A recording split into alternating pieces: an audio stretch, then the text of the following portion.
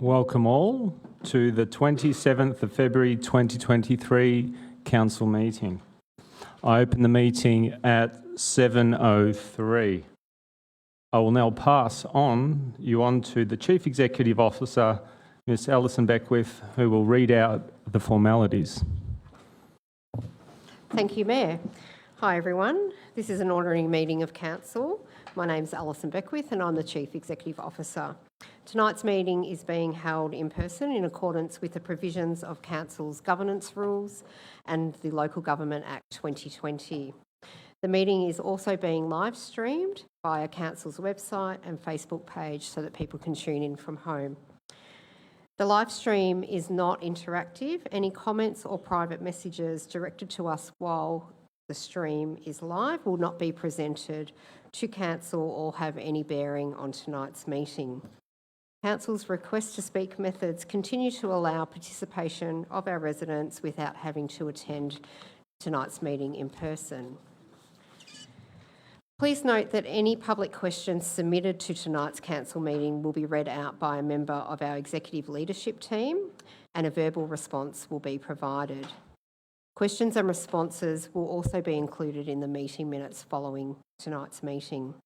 Council does not accept questions as part of the request to speak process, and no statement may be derogatory, defamatory or directed to an individual, councillor, member of staff, ratepayer, resident or member of the public. A 2-minute time limit does apply to all requests to speaks.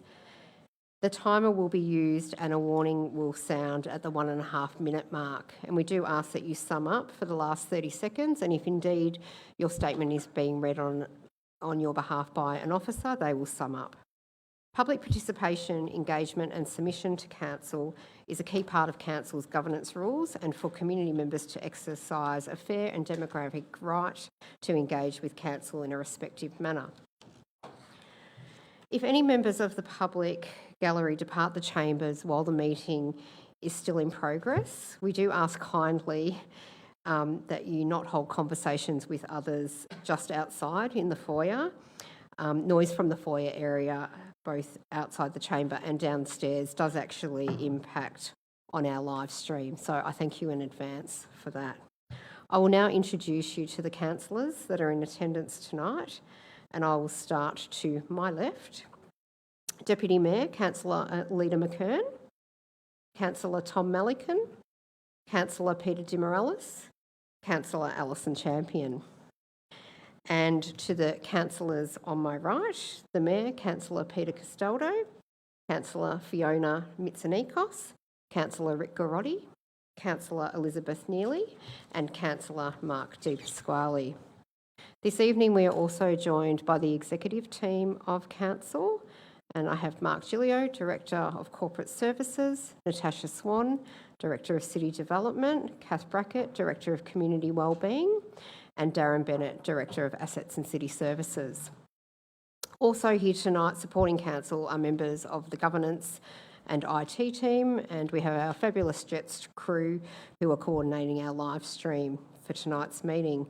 We thank you for participating and we hope you enjoy the meeting. Thank you, Mayor. Thank you, Alison, and welcome again. Thank you, everyone, for coming.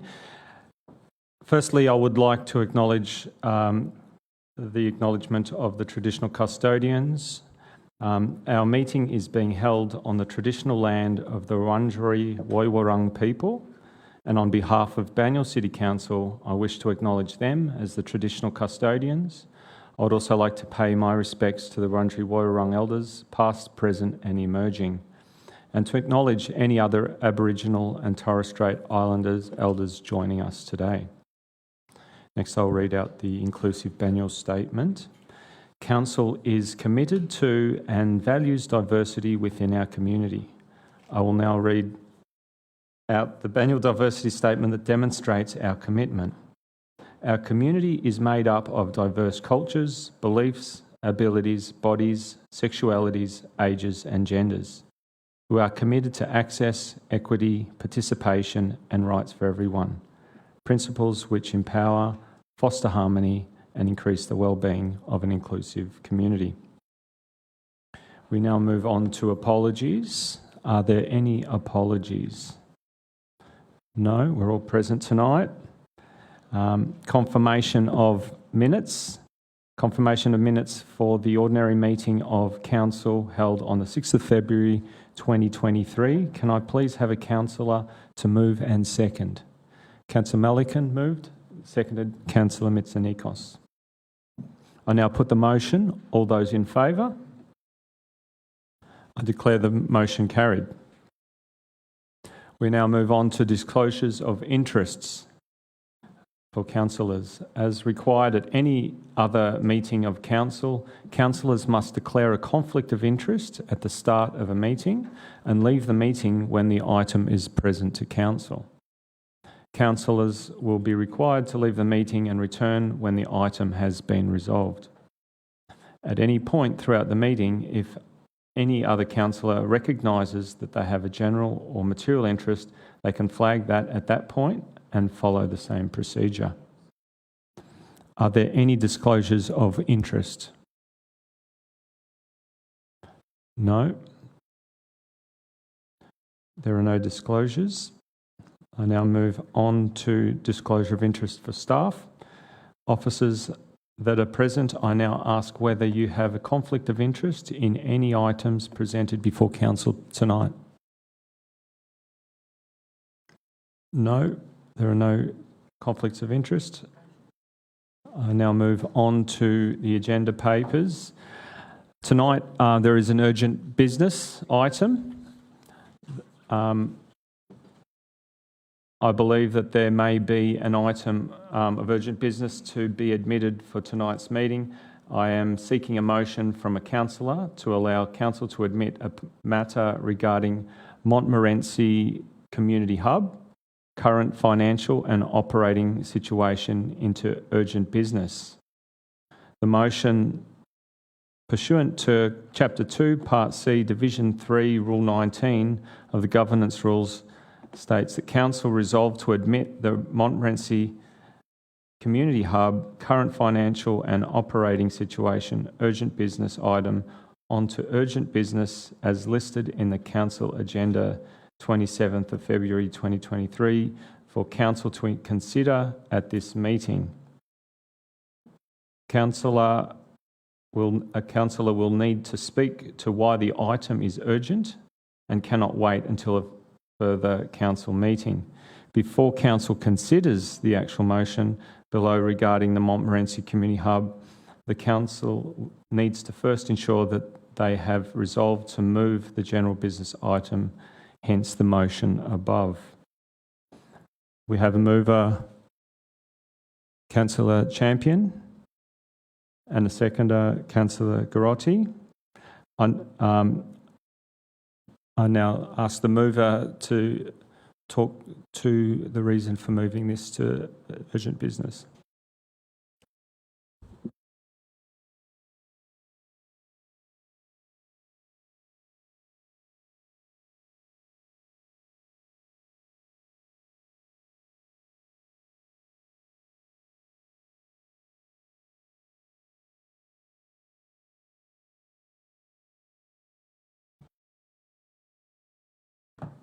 So now, I'm happy just to contribute as the seconder because I think the mover's looking to speak to the substantive item if it's endorsed by council. Please go ahead.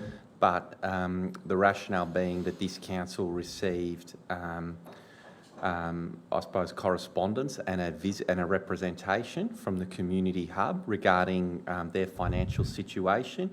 It is quite dire from what we understand, and they are in need of immediate financial support, and they've made a representation to council on that basis, as well as to the state and federal governments.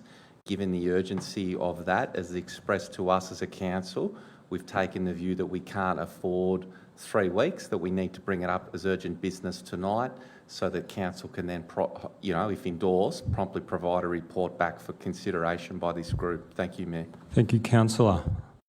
I now put the motion. All those in favour?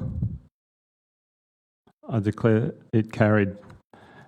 Now that we are in urgent business, I call for a councillor to move the motion for council to consider.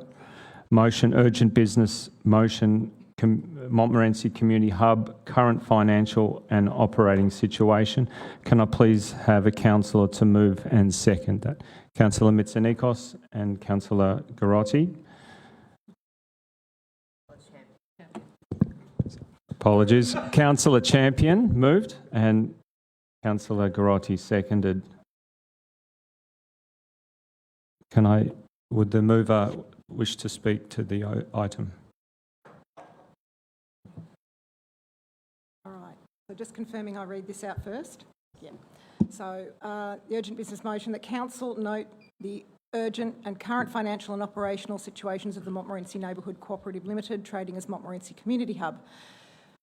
Write to the Australian Prime Minister, the Victorian Premier and relevant local members of Parliament seeking their urgent financial commitment to support the financial viability and sustainability of the Montmorency Community Hub as a three-tier government responsibility, noting Council's commitment to equal funding of this potential venture. Note that Council's consideration of financial support is subject to an equally shared financial commitment from other levels of government.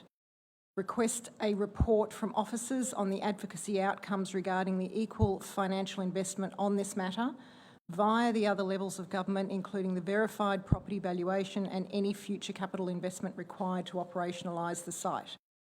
Point 5, due to the urgency of this matter, request the report is to be presented at the Council meeting for the 20th of March 2023. So moved. Thank you, Councillor. Would you like to speak to the item now? Thank you very much, Mayor. I will very briefly speak. So this item actually comes off the back of some of the co-op board members met recently with federal, state and local members.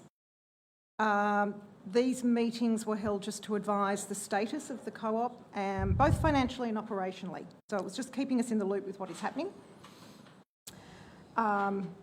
I'd actually like to thank our invested community. I'd like to thank our officers, my fellow councillors for all the consideration of this urgent business item over the last week, and we obviously hope to achieve support from all levels of government for this community asset. Thank you, Mayor. Thank you. Would the seconder like to speak to the item? Yeah, thank you, Mayor. I'll just chime in to say that, look, obviously with this resolution now we'll be writing to the Australian Prime Minister and to the Victorian Premier, and those letters will go out in your name. So that is a very big thing from this council to do, having a letters go from the Mayor to the Prime Minister and the Premier. I think that shows the significance that this council places on getting to the bottom of things very quickly with those levels of government. We, as a council, obviously will receive a report back on the financial implications of an investment, but certainly Councillor Champion has done an enormous amount of work talking to us, advocating to us, discussing with officers around whether council could support.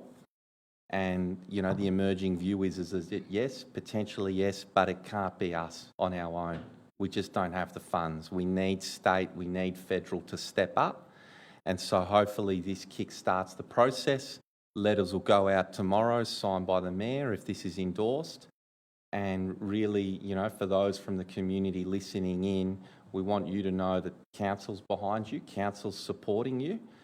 Let's get state, let's get federal behind this. Let's hopefully make something happen, but we really need the other two levels of government to come in behind us and the community if we're going to achieve an outcome here. Thank you, Mayor. Thank you. Any other councillors? Councillor McKern? Thank you, Mayor. I too wish to acknowledge the hard work that Councillor Champion has been involved in with her community on this project. It was a difficult one that was discussed amongst councillors last year, and at the time council was unsure about supporting this project for a number of reasons. it needs to be made clear that council's support is reliant upon the support of all three tiers of government. It's a big investment, and for council to go it alone, particularly in the current economic climate, could cause quite a hardship to our financial position. So while I support all three tiers of government working together on what has been identified as a worthwhile project for the community, the money required could be an issue, but we keep our fingers crossed and hope that all three tiers can work together towards a Monty community hub that is financially viable. Thanks, Mr Mayor. Thank you. Any other councillors? No? Okay, then I'll now put the motion. All those in favour? I declare the motion carried. We now move on to item 2, petitions. 2.1, objection to consultation and proposed expansion of draft residential parking permit policy 2016. There is one speaker to this item. We have Roger Fife will address the council in person and is speaking against the recommendation. Roger, please approach the lectern. You have 2 minutes to speak.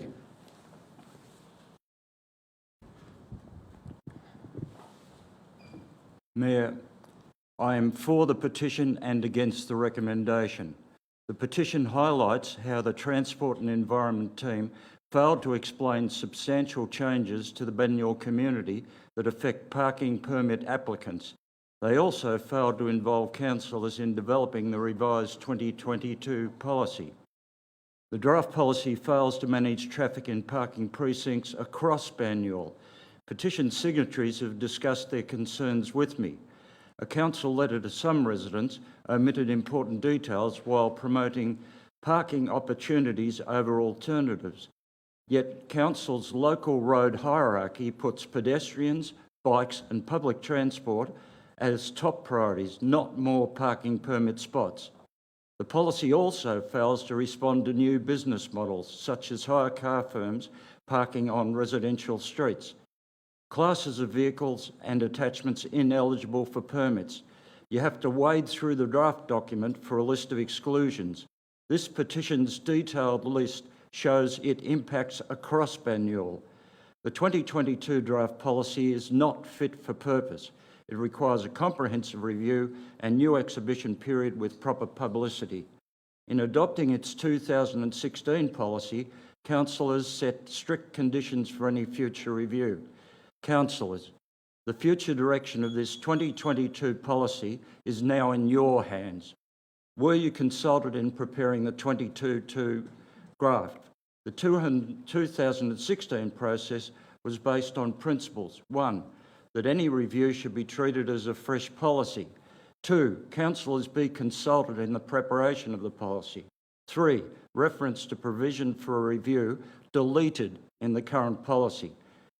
The problem is process. If you follow the recommendation, councillors, please take control of how you deal with it. Thank you.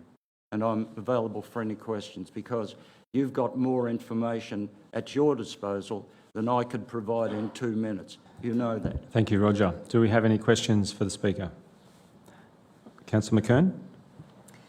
Thank you, Mr Mayor. Firstly, Mr Fife, I'd like to commend you on the hard work you've put in. I believe that contrary to the report, which indicates 25 signatories to the petition, there is indeed 128 and counting. Is that correct, Mr Fife? It's actually 168. 160 at the 27th of 168. February. 168. And verified counting. by the governance team. You've obviously put a lot of hard work into the draft residential parking policy, examining it and also speaking to residents about it. So once again, thank you for that effort and also for keeping the councillors informed. Given what you're asking, and I believe what you're asking, and correct me if I'm wrong, Mr Fife, is for a revised strategy and further community consultation. Is that correct? Yes, that is. And my reason is that the staff have oversimplified the consequences of you adopting the 2022 draft policy. The magnitude of that simplification and an attempt with all the communications to lull the community across Banyule into a false sense of security that nothing is happening, that is the real crux of the problem and why I have focused on the councillors taking control, as they did back in 2016, when they increased the number of parking precincts in Ivanhoe. They split them up because they didn't want people travelling across a larger precinct. There is no Mr. justification. Fife, we hear what you're saying, Yeah. and thank you.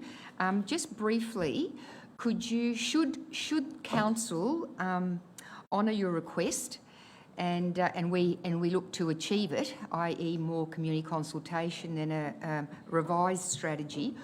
What are the finer points that you would wish to achieve that you feel the strategy currently lacks? Just in bullet form, if you would, Mr. Fife. Yeah. Basically, to number one, publicise to the community the full implications of the 2022 policy. It's a glaring omission. Number two, to acknowledge that proposals like increasing the list of users that are ineligible to apply for resident parking permits for 10 classes of vehicle, which are recorded in the petition, but you have to spend a long time wading through the draft strategy to find those 10 points. And number three, to do your job as councillors, as the 2016 councillors, only 3 of whom are still members of this council, that you exercise the same degree of control in the process that those councillors did, and they unanimously adopted all the amendments that they put in and made quite clear that they wanted any review of the 2016 to 2020 policy. They wanted any review to Thank you, Roger. I start think, as first principles. can we wrap up, please, very quickly? Yeah, and that's it. Thank you. Started Thank you. as first principles, and to treat any review as a new policy. Thank you very for much, your Mr. questions. Fife. Unless there are additional questions, Mr. Mayor, on the part of other councillors, I would like to foreshadow an alternative motion, just given what the Speaker has stated. Yeah, thank you. Look, just quickly, I've got 136 signatures. I'd like to make sure that we get this right this time. Is it correct, governance, that we have 168? Through you, Mr. Mayor, that was the number that we had at the start of the meeting, but if there are more, please, Roger, let us know and we can take them into Just account. simply 168. Noted, thank you. Wonderful. All right. And so there is an amended recommendation. Councillor McKern, would you like to speak to that? Thank you, Mr. Mayor. It refers to point 2, that council refers the petition to the Transport and Environment team for consideration and response to the primary petitioner and council. Number 3 notes that since the original petition was received, additional 100, I think an amendment's required there, is it? Should be 168? Yes. Signatures have been submitted and received by council.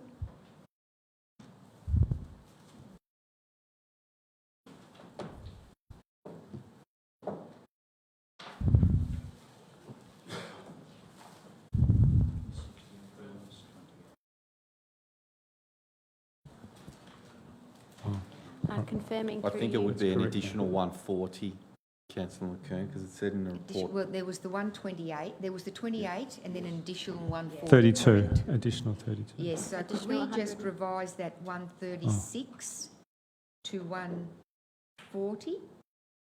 We can make that amendment.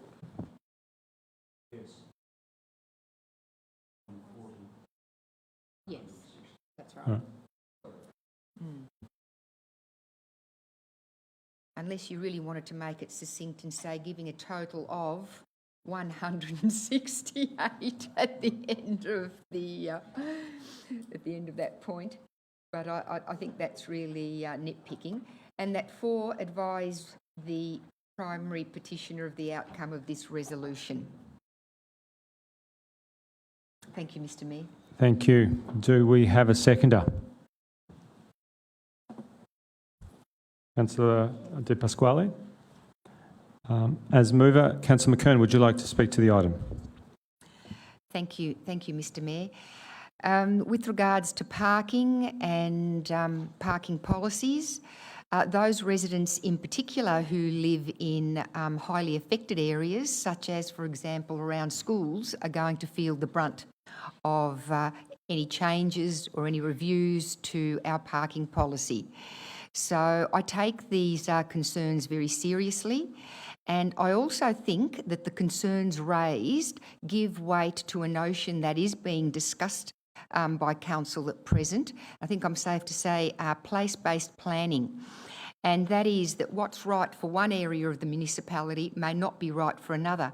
Over the past few months, Mr Mayor, I've had a number of meetings and discussions with residents living around Ivanhoe Primary School, and they noticed the brunt of parking and some of the poor traffic and congestion occurring in their local streets at pick-up and drop-off times. So issues such as hockey sticks being painted in those affected streets that allow residents to still exit and enter their driveways might be a consideration for our policy, whereas residents who live 10 streets away wouldn't benefit from hockey sticks. So I think we need to be sensitive to localised solutions when residents are affected by particular parking issues. Thank you, Mr Mayor. Thank you. As seconder would like to speak to the item.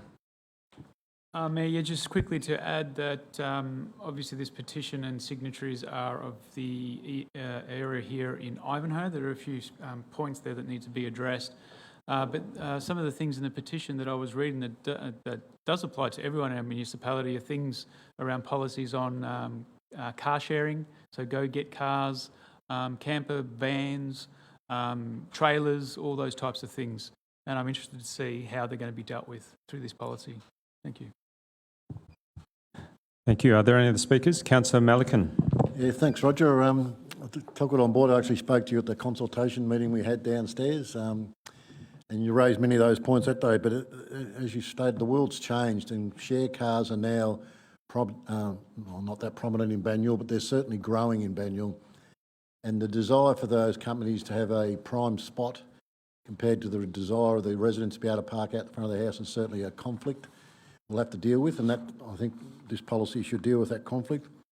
But also on-street parking is a very valuable resource that's in high demand. We give it away for free, and the demand is increasing and the supply certainly is not increasing. So we need to be very careful and don't want to end up in a position like some of the metro councils where they have 3 times as many parking permits as they do parking spots. So it's a delicate balance, and we need to make sure that people have access to parking close to their house, but we also need to make sure we manage it in a way that everyone has an opportunity. And when you're talking about trailers and caravans and boats being parked in streets for months on end, it's hardly fair on the neighbours to do that. And also, you often see trailers parked on nature strips and they're padlocked to the nearest tree, which makes the visual clutter of that, I think, is appalling. So there are several things we do need to consider in this policy, and I thank you for your efforts to highlight those, and it's something we've discussed and we'll certainly make sure is included in any final outcome, and happy to discuss it with you again anytime. Thank you. Thank you. Any other councillors? Councillor Grotti. Yeah, thank you, Mayor. So sometimes with these things, it's very valuable to go out and site and have a look at things. And I've certainly gone out and had a bit of an inspection myself, and it's helped to crystallise some of the issues for me.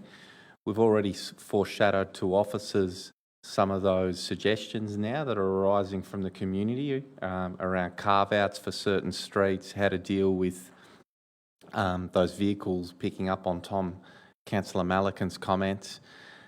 So I suppose officers perhaps now understand where the community is coming from and how councillors take that community feedback very seriously. Obviously, we'll have a recommendation come to this council, and all I'd suggest to interested community members is if that doesn't reflect where you think things need to be, that's where the conversation can come with us ahead of a recommendation being finalised and tabled. So thank you, Mayor. Thank you, Councillor. Any others? No, I'd just like to acknowledge that we've got an example here of where a community member has taken every opportunity to prosecute their argument along a consultation period. This is a petition tonight. This is part of the feedback that will be considered when we do the parking strategy in its entirety when it comes back. So I'd just like to note that you've definitely got your point across.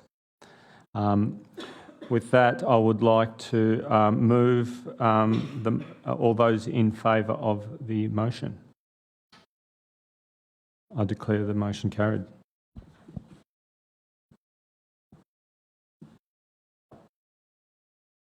We now move on to item 3.1, Banyule City Council submission of motions to the Municipal Association of Victoria. There is one speaker on this item this evening. A written statement will now be read out on behalf of Chris Chappell by Natasha Swan. Chris is speaking for the recommendation. Chris, Natasha, you have 2 minutes. Thank you, Mayor. Through you, Mayor, this is a written statement on behalf of Chris Chappell. Local Food Connect is a not-for-profit community group which operates across North East Melbourne. We encourage, support and promote events, actions and enterprises which strengthen the community's ability to produce food locally, whether at home or commercially. Local Food Connect commends this motion. Our local food growing regions have already shrunk substantially and is vital for the future health, sustainability and food security of our community that our food bowl is protected. We ask councillors to support the motion.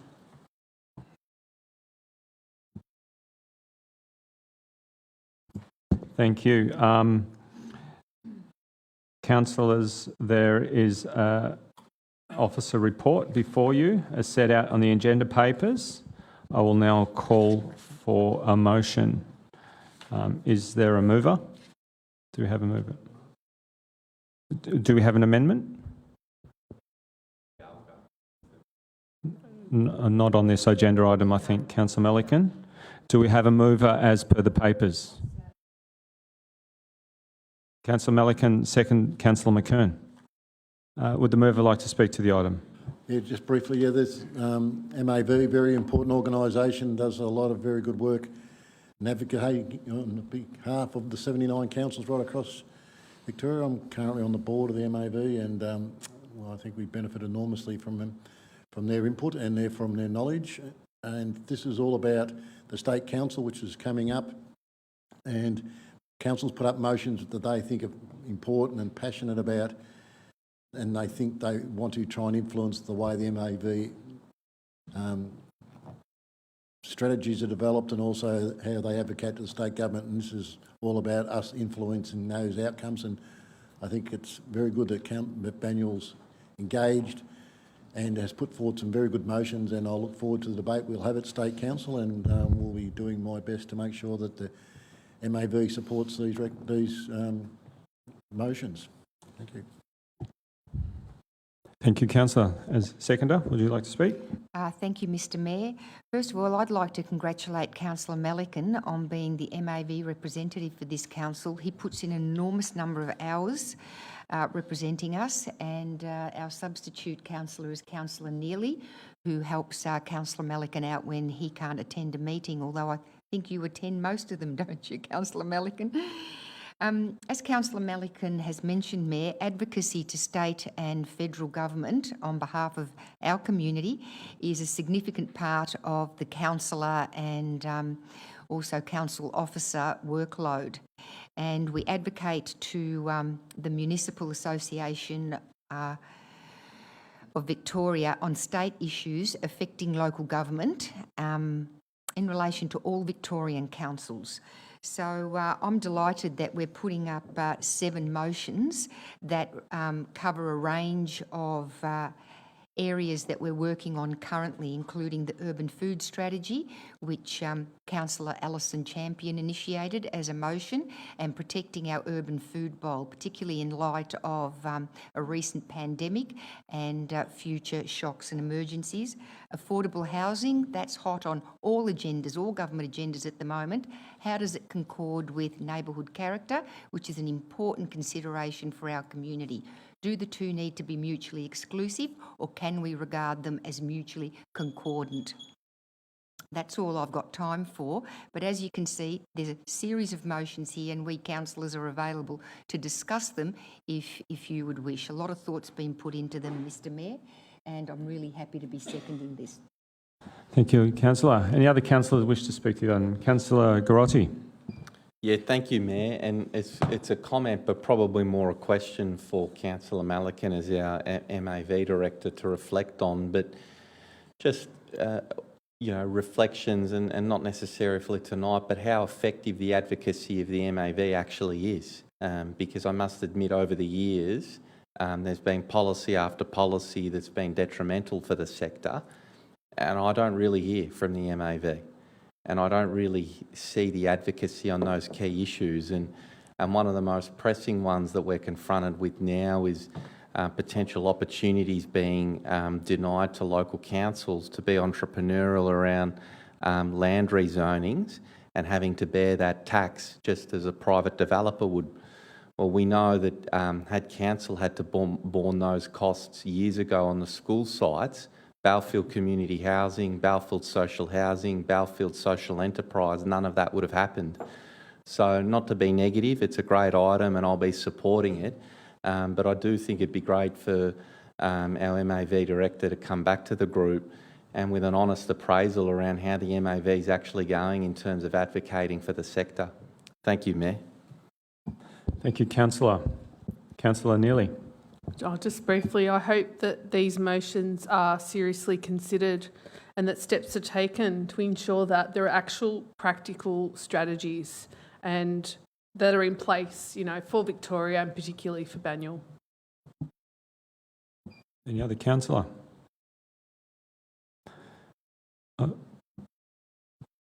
You may have a right of reply if you wish, but I'll just chip in. There are 3 very brief ones that I'm very supportive of tonight coming. Electrification, sometimes an impediment is upfront capital cost, and I think it's important the state government get behind councils and other authorities to decarbonise important community assets. Secondly, gas, water and electricity services going in new buildings and covering up a significant proportion of frontages, particularly in activity centres. It's very detrimental to the overall frontage to shops, and that's a concerning item that many councillors across the state have spoken to me about. Third is glass bin. 4th bin, does everyone want a 4th glass bin? I don't think so. Another motion we're going with is that all glass should be added to the CDS process and for deposits, part of the container deposit scheme. I shouldn't use acronyms, apologies. So those are 3 that I'm very passionate about and we're taking to the MAV. Would the mover like a right of reply? Just briefly, I had a conversation with Melissa Horn a couple of weeks ago, and this is certainly an issue, the MAV's relationship with state government hasn't been what I would hoped it would be. We are working on a bit of a reset since the last state election, and Melissa Horn is the new local government minister, and she's also the Minister for casinos, gambling and liquor regulations, which is interesting given what's going on with gambling and this council and other councils' advocacy in trying to reduce the harm from gambling, but also she's roads and road safety. So, and that's what we discussed at a recent MAV function. So MAV is working very hard to try and reset the relationship with the state government, and I think the upcoming elections will be vital because we'll potentially have a new president and very shortly have a new CEO. So I think that will be an opportunity to reset that relationship, and hopefully we can get that working a lot better so that we can benefit the same group of peoples that we both serve between the state, federal and local government. So I take on Councillor Grotti's comments, but it's not from a lack of trying from the MAV's behalf, I can tell you. Thank you, Councillor. I now put the motion. All those in favour? I declare the motion carried.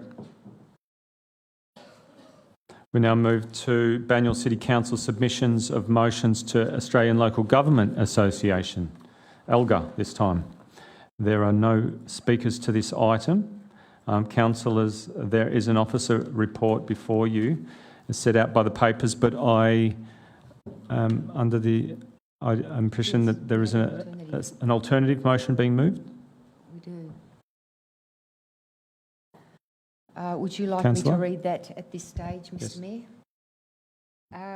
In relation to the recommendation, point 2 is what we're looking at. Note that the additional motion to be submitted to ALGA, which is the Australian Local Government Association, regarding the urban food strategy, that this National General Assembly calls to the Australian Government to prepare a strategy that provides for a resilient and sustainable national food secure Australia, able to provide for access to sufficient, safe and nutritious food to its entire population at all times. Thank you, Mr. Mayor. Thank you, Councillor. Is there a seconder? Councillor Champion. Would the mover like to speak to the item? Thank you, Mr. Mayor.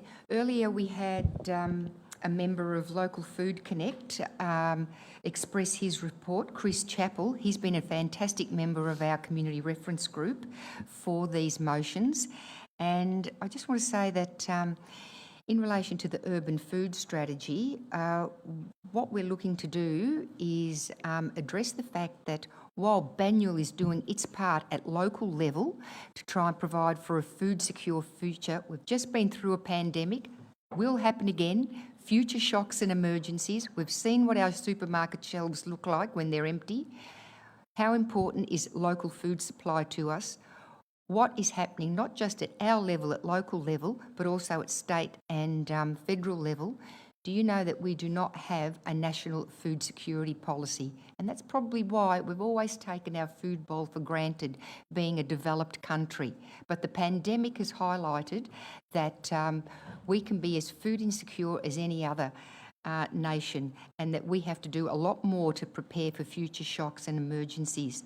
And that's the reason, Mr. Mayor, we're looking to promote this motion. I might just say too that it can often take years of work, thousands of hours of volunteers to make change happen in a society.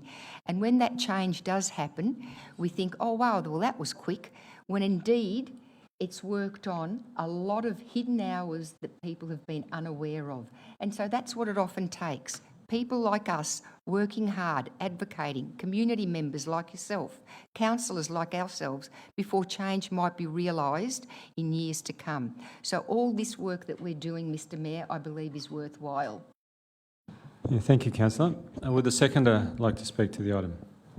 Thanks, Mayor.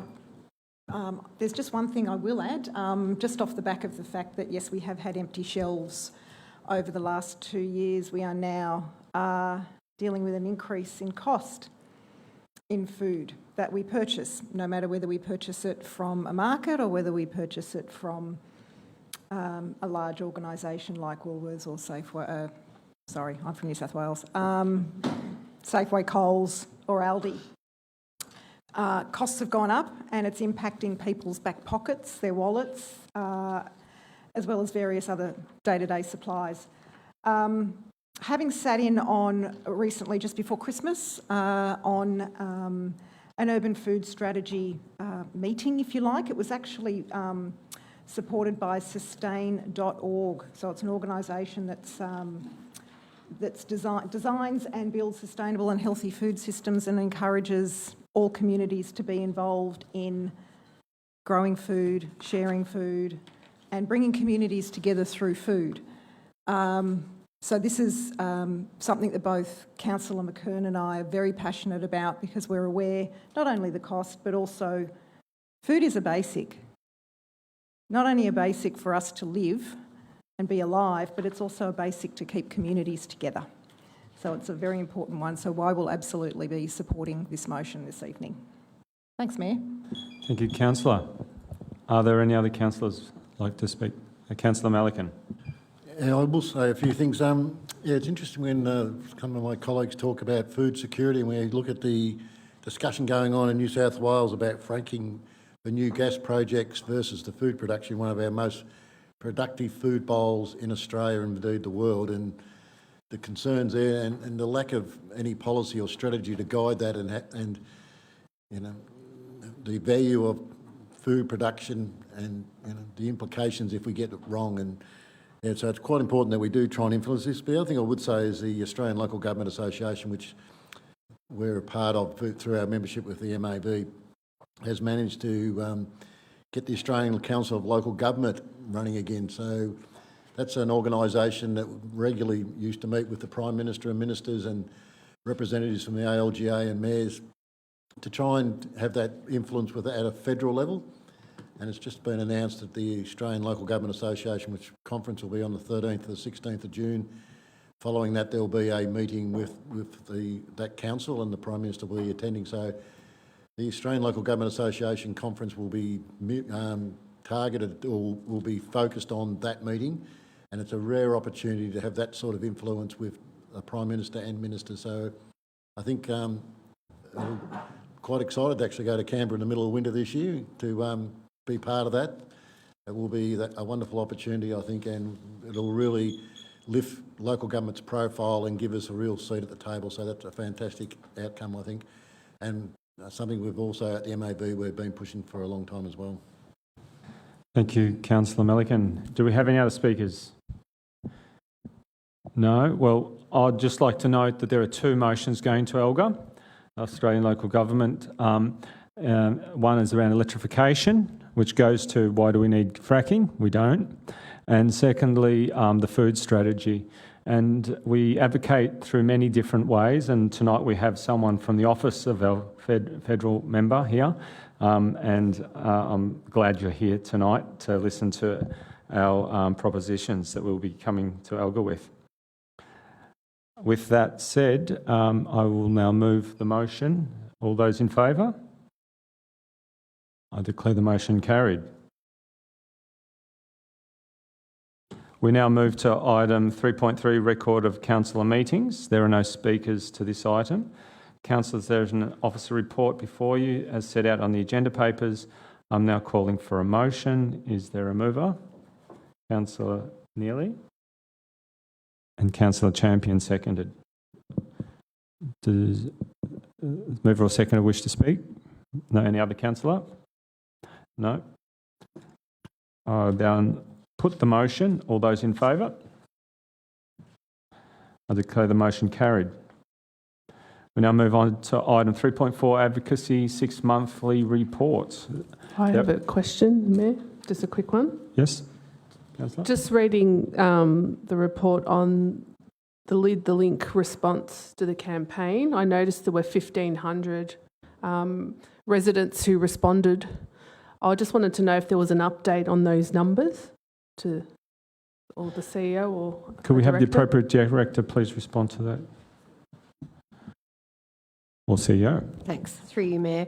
The number at the moment, as of today, is 1,873 because we've been processing some hard copy submissions that have been coming in through the postcards. So quite a significant number in support of Council's position.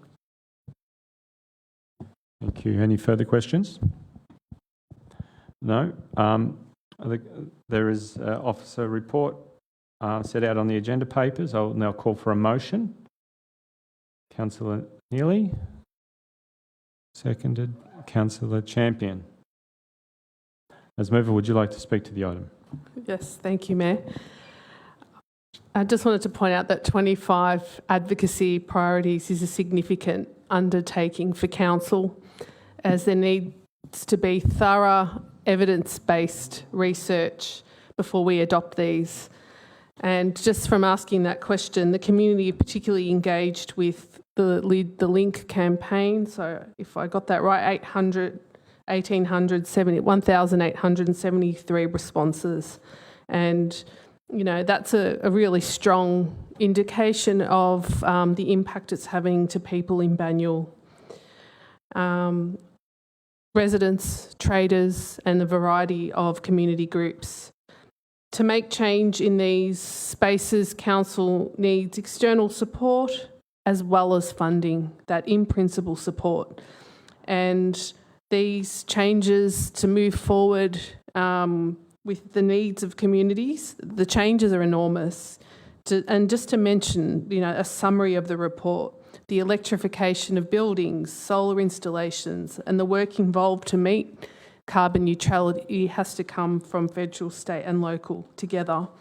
Encouraging employment is a priority, social housing is a priority, better transport connections is a priority. So these are all what we're advocating for, and it's much needed, not just for Banyule, but for the wider Melbourne community. Thank you. Thank you, Councillor. Would the seconder like to speak?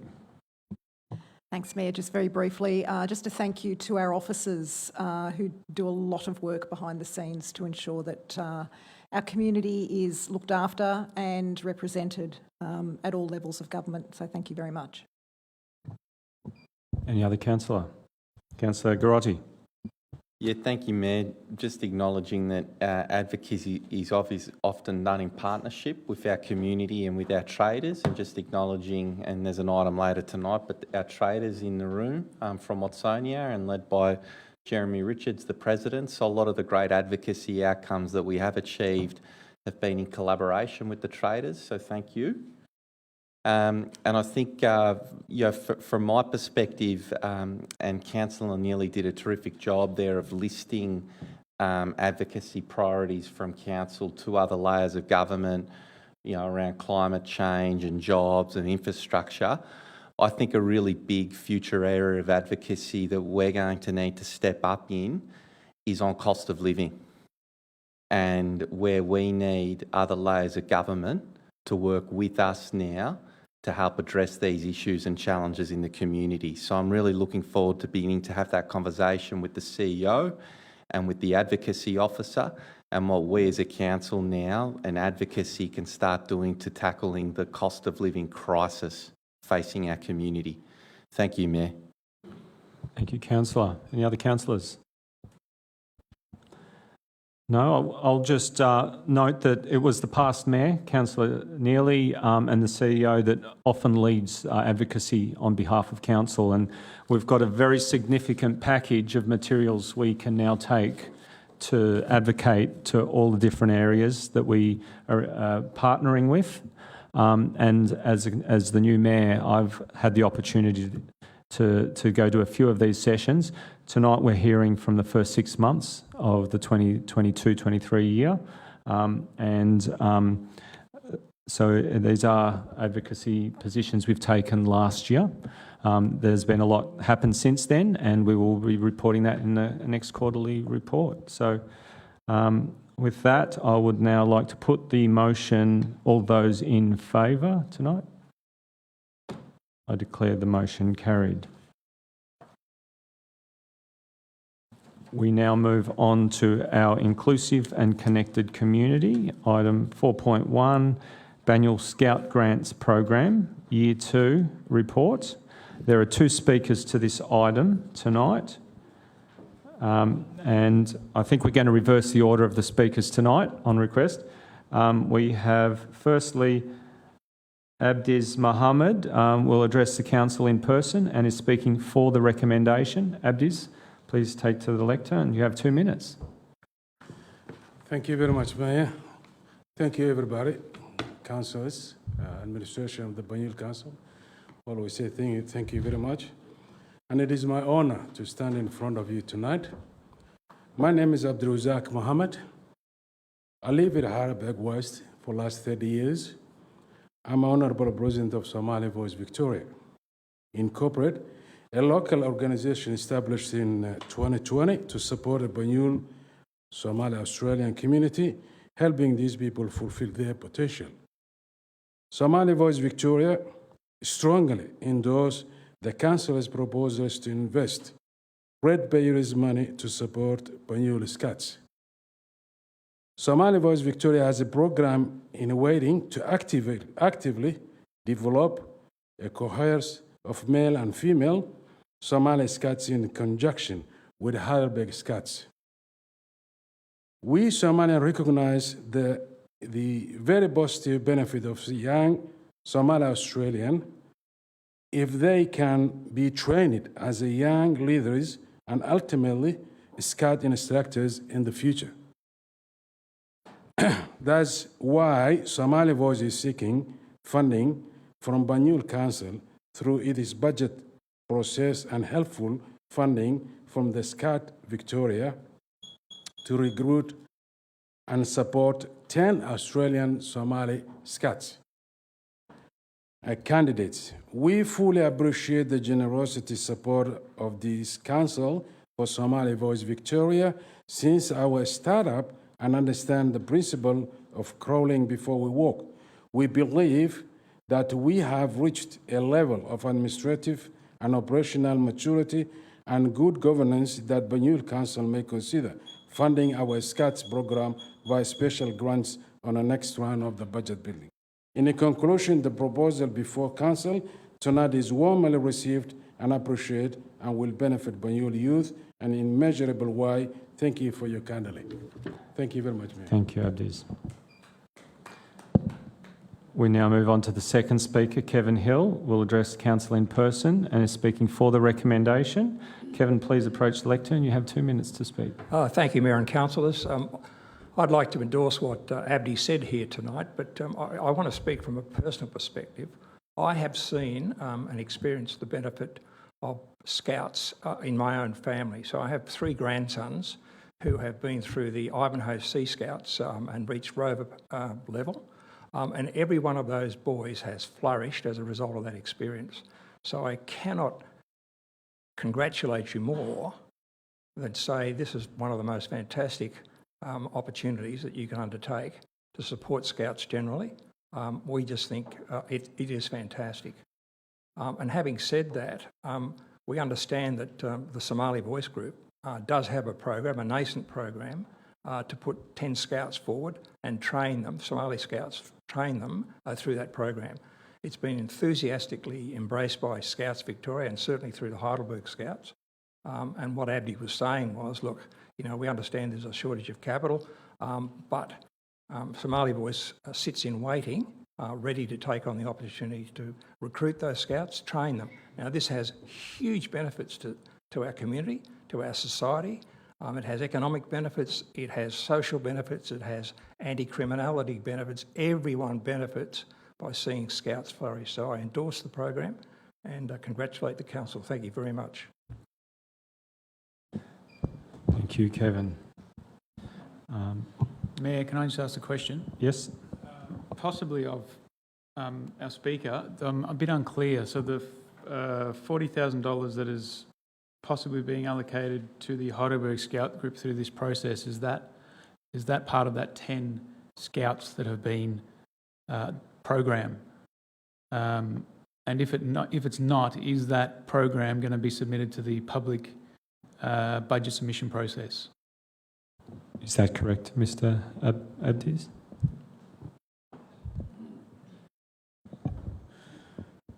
Thank you, Mayor. Yes, that's true. And second, I want to add it one thing. 2 years ago, we submitted our draft community, which was 6 points. And one of the major points was training the Scouts. So that's I said yes. Thank you. Any further questions? No? All right, we have a motion before us on the papers.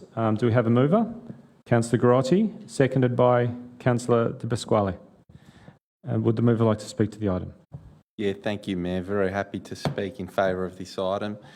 And I think back to, it was the previous term of council now, and with Councillor Malik and Councillor Champion, and I think a real advocate for this was Councillor De Pasquale, where we identified that there was a real gap in funding arrangements for the Scouts, because they often lease buildings, that they own the buildings on council land. And so they weren't benefiting from all the upgrades that all of our other clubs and community groups receive.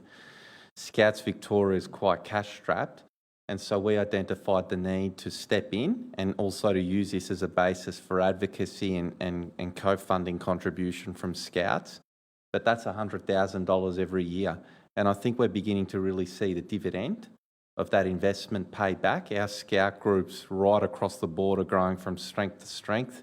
The CEO and I were out at Bundoora Scouts. I mean, that at NJ Talfa, that has transformed from just a couple of years ago. Hundreds of kids now going through that program. The whole site and facilities are upgraded. And what's really pleasing and inspiring is when you hear the stories of how the Scout group is finding ways of subsidising and in some respects fully covering some of the kids that are coming through their program from troubled families and from tough situations at home. And you just wonder what an impact the Scouts is having on those kids and giving them the opportunity. So that's what it's all about. This program obviously is a capital contribution to facilities, but really excited to hear from our two speakers around, the Somali community looking at how Scouts can benefit them and their young leaders. And really positive to hear that a budget submission will be coming to council on that front, because we know, as I said, just what a great benefit that Scouts has. And obviously, to be able to extend that to our multicultural communities, I think could present a terrific opportunity for this council. So well done to all, and very happy to endorse this recommendation. Thank you, Mayor. Thank you. Does the seconder wish to speak? Yeah, thank you, Mayor. Congratulations to First Eaglemont Scouts, 10th Ivanhoe Scouts and Heidelberg Scouts for being the recipients of this grant process. Originally, this grant process was put in place to possibly look to get further funding from whether it be state government and or federal and or Scouts Victoria.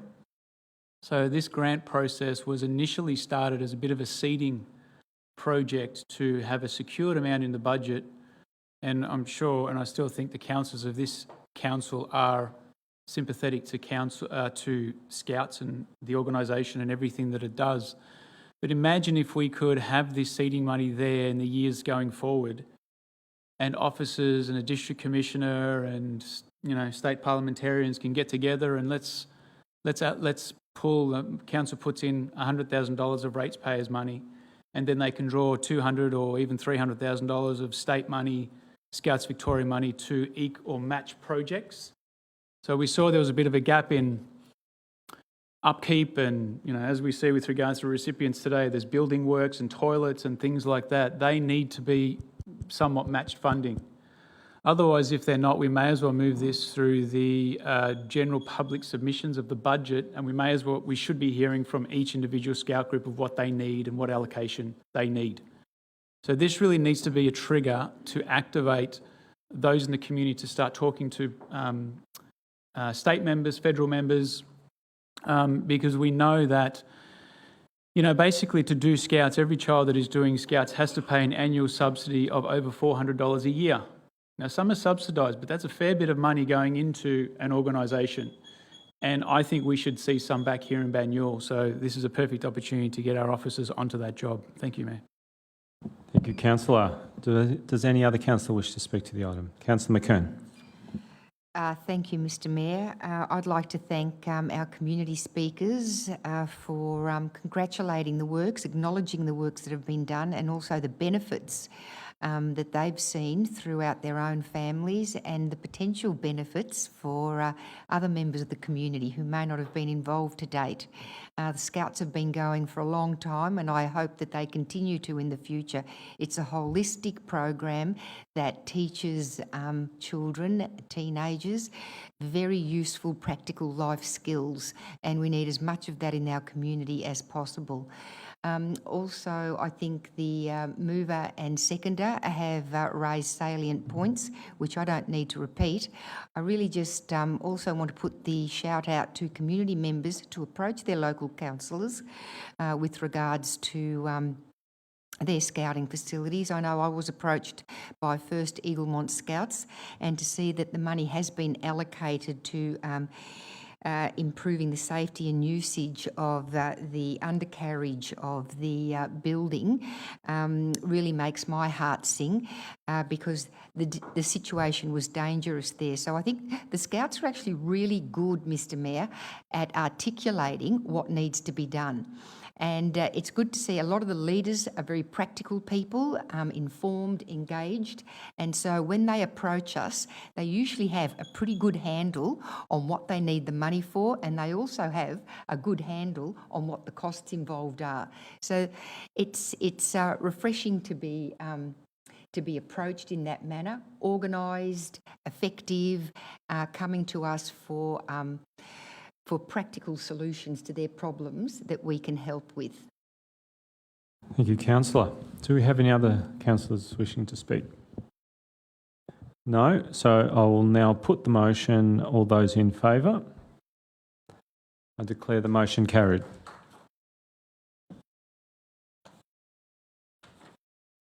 We now move on to item 4.2, Advisory and Population Committee's report, November 2022 to February 2023. There are no speakers to this item this evening. Councillors, there's an officer report before you set out in the agenda papers. I'm now calling for a motion. Do you have a mover? Councillor Neely, seconded by Councillor Melican. Does the mover wish to speak? The seconder? Yeah, I've attended several of these meetings and always find it very interesting. You learn a lot. I think we have some great advocacy committees, and particularly the population committees, because we have a bunch of volunteers who are, well, very knowledgeable. Some of them are very experienced, some have had senior roles in government, some have had senior roles in industry, and they willingly share their knowledge and experience.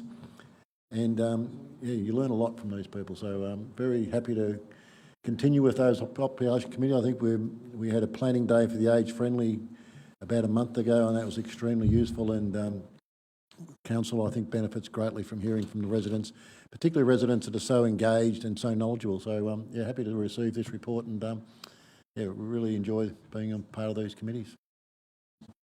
Thank you, Councillor. Do any other councillors wish to speak to the item? Mayor, if I may, just a question of the appropriate officer. Yes. I'm just trying to deal with point 5, in that Council endorsed the Age Friendly Committee would like for their terms of reference to be changed to enable the current number of community members to be increased from 12 to 15 members. Just as the appropriate officer, what is the process? Could we scroll down to item 5? If we were to endorse such a process today, does that lock us into something that we are now moving into terms and references, etc.?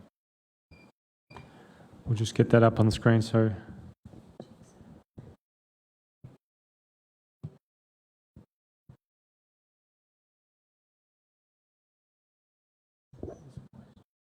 I think while you're doing that, I asked this question because I would like a separate report, I think, maybe, to come to this council and the community also, rather than just moving it through such a manner.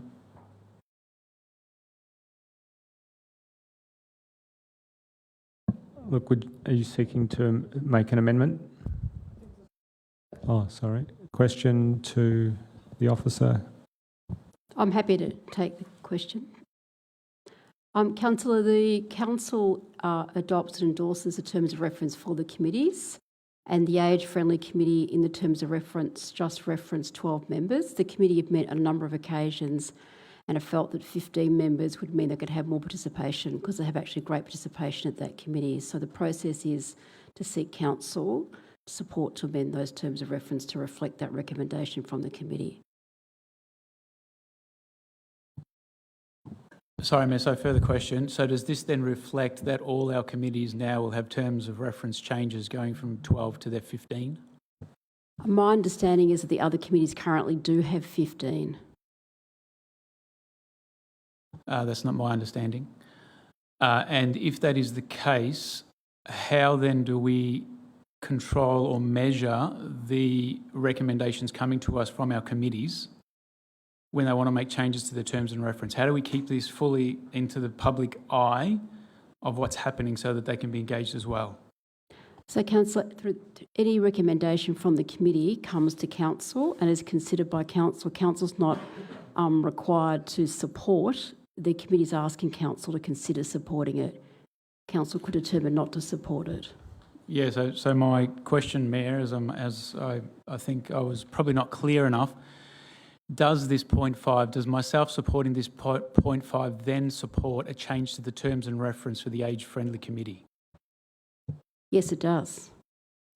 And Mayor, sorry, just further question, final question. Is that the appropriate process under governance and terms of reference? My understanding is that it is, because the terms of reference were initially adopted by council. So in order to make a change to the terms of reference or a material change, which this is because it's about membership, it would need to come back to council. Sorry, question last point 5. Then does this terms of reference or does a change like this have to go to community consultation, because the terms of reference have to go to community consultation before we make a decision on them?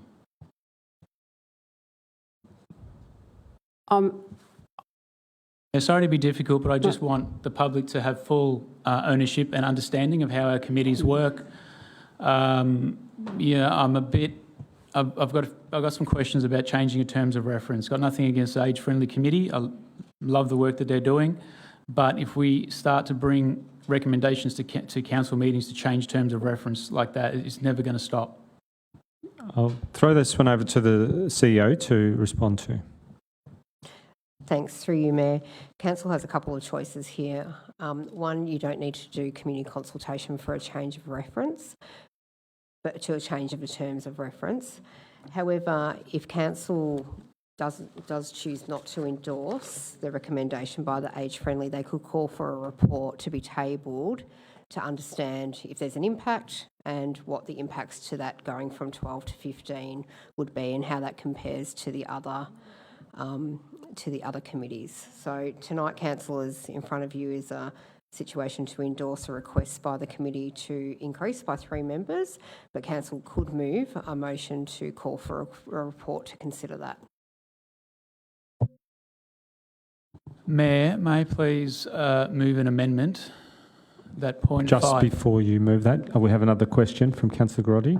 Yes, so, and this might help inform what you decide to do, Councillor, but my understanding, and it's a question through to appropriate officer, was that there is a review, there's an annual review of all the committees in terms of references, and I believe that review as well was going to look into the question of remuneration for committee members, and I just wonder, and picking up on Councillor Di Pasquale's perspective, is that from an office, the appropriate time to do things in a holistic way rather than an ad hoc through, what's essentially just noting minutes.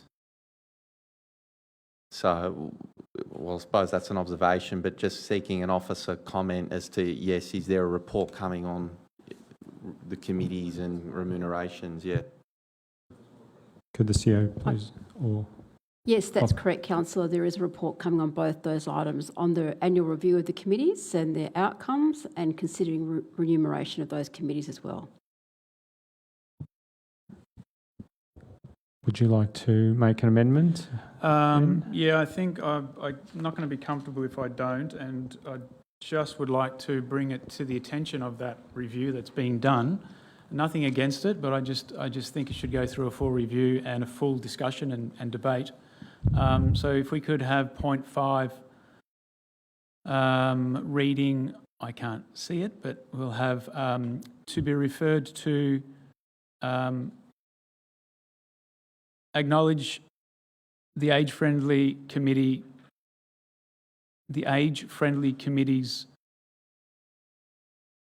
Point appetite. of order. Do we not vote on this item first? Because we've moved and seconded. I can answer that if you like. To Mr. Mayor. governance?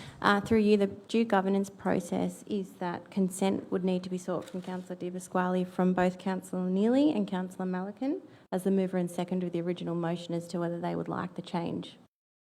I'm happy to keep the motion as is. And the seconder? As is? Okay, so we need to put the... Councillor Garotti? Yeah, thank you, Mayor. So just a procedural question then, because I agree with where Councillor Di Pasquale is coming from. Should the council then wish to move an amendment where we would note the age-friendly committee recommendation and refer it to the review process, would that mean what is the government, by voting against the officer, I'm foreshadowing an amendment. So does that mean we can vote against this and then vote on the amended resolution? Yeah, through you, Mr. Mayor, and to respond to you, Councillor Garotti, should the motion that's before council now be lost, you can put forward an alternate motion that council can consider and vote on accordingly. Thank you. So, Mayor, I'm sure it won't be lost because I'm sure there's enough support as it is, but I'll just ask the mover and the seconder whether they would reconsider changing maybe point 5 so that it does get put through that review process in a more formal way. Second go. Mover? No. Seconder? The terms of reference will be, a review of the terms of reference will be incorporated in that review now. So what changes? The only difference is that my understanding, and I was at where it was discussed, there were several members who wanted to join subcommittees. That's why they wanted the extension, the increase in numbers. And these subcommittees were working on very specific items and planning for very specific events, and that's why they requested an extension of the numbers. So if we don't allow that extension to happen, then those subcommittees won't be able to be formed. Thank you. So we've got a foreshadowed motion, but I'll put the recommendation as is per the papers. All those in favour? I'll move them. Oh, yes. Do any other councillors wish to speak to the item? No? So I now And I might sum up. Can I sum up? You may sum up. I moved. Yeah. So with this, councillor committees make recommendations to councils through a thorough process. These committees are meeting all differently, but, bi-monthly, every 3 months, and a lot of time is spent with community members making these decisions. These decisions then come to council, and tonight is about moving these committee reports forward. So I'd like to keep this as is. However, note my fellow councillors' points for a further discussion. Thank you. All right, we now move on to, I will now put the motion as per the papers. All those in favour? I declare the motion carried. Mayor, can you please ask who those opposed? Apologies. And those opposed? I'll call division, Mayor. All right. Through you, Mr. Mayor, would you like some support with the division calling? Look, I'll call a division, and all those in favour of the motion as per the papers, please stand up.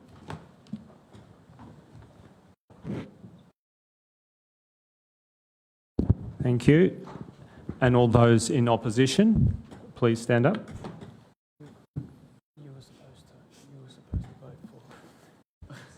Thank you. I declare the motion carried.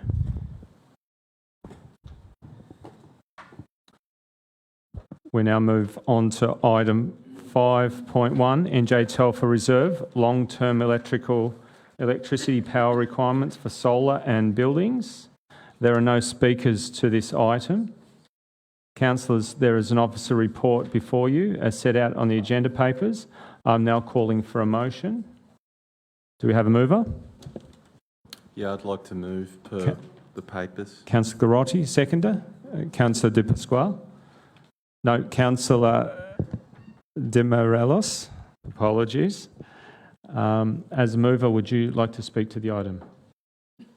Yeah, thank you, Mayor. So this came up as a report in response to a notice of motion that I raised. And in putting that forward, that notice of motion, very much seeking the genuine advice of officers as to what could be done at the reserve. Very pleased that officers have come back and said that there is support there for a power upgrade. Obviously, through this recommendation, we'll refer it to the budget process as is appropriate. And I think there's a few items tonight where there's budgetary implications where we will refer to that process. But I think that's a good outcome and an acknowledgement that because of all the community use facilities there, and in particular, I believe Bundoora Preschool, and an expectation from the state that hours of use will be increased there because of the expansion of early childhood education, that the whole site is power constrained. So this power upgrade will enable those sorts of things to happen which are imminent in the future. And obviously then one of the side benefits will be that Bundoora Scouts, if the power upgrade goes ahead, has been a massive advocate of community solar for this council. And to be honest, Chris, he was meant to be here this evening, Chris Parr, the president, but they had a Scouts weekend. So he's obviously a bit, that's a big weekend for them. But he was instrumental in advocating, and that group advocating for council to do our community solar rollout, where we'll roll out panels and we would save organisations recurrent cost on their solar panels. In a sense, he was a pioneer, and that group was a pioneer for that initiative. So for us, potentially in the future now, to be able to go back and say, look, we can address the power issues, solar can happen in NJ Telfer, we're future-proofing the site, we can partner with state government, we can deliver the expansion of early childhood education there. I'm really excited about this, the potential of this recommendation, and would certainly commend that to the group. Thank you, Mayor. Thank you. Would the seconder wish to speak? No. Any other councillor like to speak to the item? No? All right. I now then put the motion. All those in favour? Against? No. I declare the motion carried. We'll now move on to item 6.1, Ibbotson Street, Watsonia, proposal to place permanent barriers, consideration of submissions. There are no speakers to this item this evening. Councillors, there's an officer report before you as set out in the agenda papers. I'm now calling for a motion. Do we have a mover?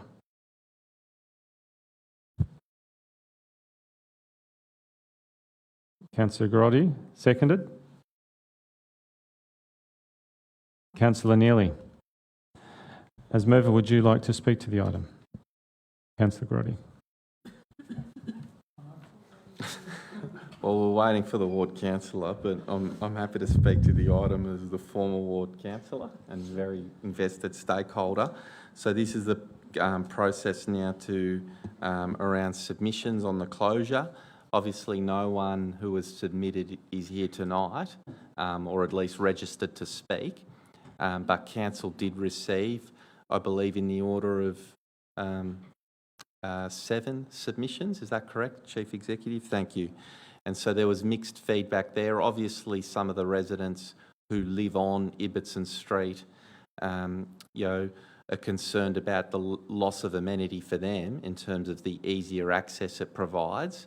But generally speaking, the overwhelming feedback that I've certainly received from the broader residents in the area, from traders and community groups is that there's real support for the Watsonia Town Square concept, which is also on tonight's agenda, and a core element of that is the road closure to dramatically simplify that intersection and to make it pedestrian friendly.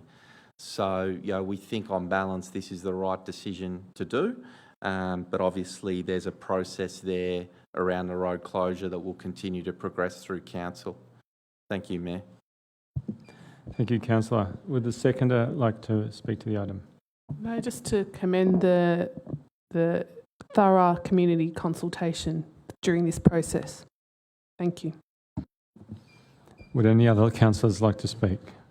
Okay. Councillor De Pasquale. Thank you, Councillor Neely, for stepping in. Really appreciate that. I was on the next agenda item already. Sorry about that, Mayor. I would have moved this, but thank you, Councillor, for being were the previous ward councillor for this area, so thank you very much for your continued support of residents, businesses, etc. in this location. You would remember the test that happened a few years ago with regards to the closure that was done for about a 6-week time period. So it was a trial, and during that time, I believe council staff, ran separate events in that area. One of them was learning how to skateboard and all these different types of events for family members and kids to get out there, and it was really well attended. So much so that I still get people mentioning it to me. Oh, when are we having another one? This is the opportunity to take back the roadway. This is the roundabout here where this street comes out to the Watsonia Centre. There's 5 streets coming into it, and there's a car park coming out onto one of those streets. It's a really messy.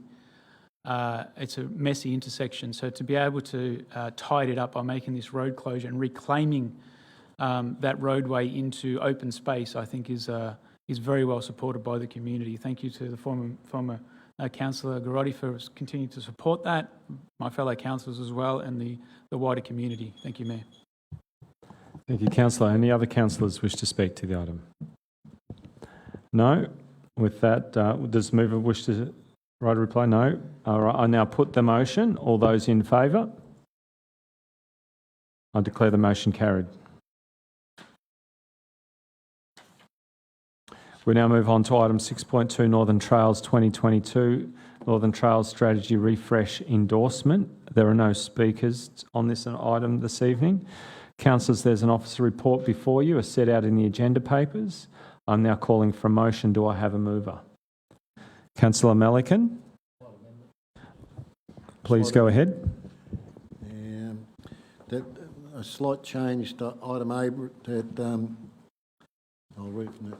Reprioritise the main Yarra Trail action by moving action number 4, upgrade the service of the existing trail from Banksy Street to Yarra Street, to action number 1, bridge across the road, and B, substitute action 9, bridge across the Yarra River from upgrade service of existing trails to Banksy Street to Yarra Street, action to the top 10 annual priority trail improvements.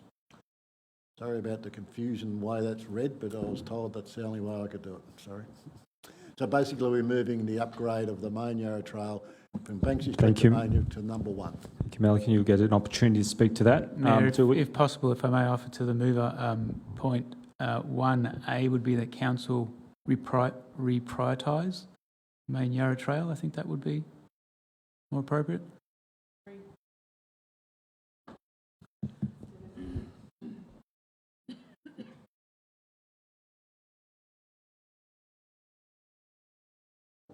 It's just being amended. We'll be right back with you in a minute.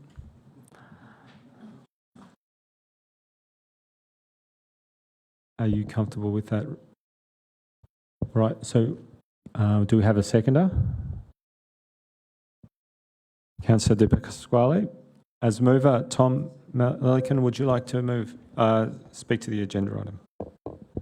Yes, thank you very much. This great initiative started several years ago. All 6 northern councils are on board. A very good advocacy document that has enabled us to leverage some funding to date. But I've always thought the biggest weakness in the whole trails network right across Banyule is the fact that from the Banksia Street to Burke Road North is a gravel path It often floods. It's very heavily used. Walkers, joggers. It's also part of the artist trail, and there's some conflict points there as well. And basically, most cyclists will not ride the Main Yarra Trail because this section is so damaging to bikes. It's also often flooded, and yeah, it's the weakest point by far of the whole Main Yarra Trail. And we notice all the other work. If you read the document, they're talking about upgrades to the Banyule Trail, which leads directly to this, the Plenty River Trail, which leads to the Main Yarra Trail. All the paths that the North East Link proposing to develop all lead to this section.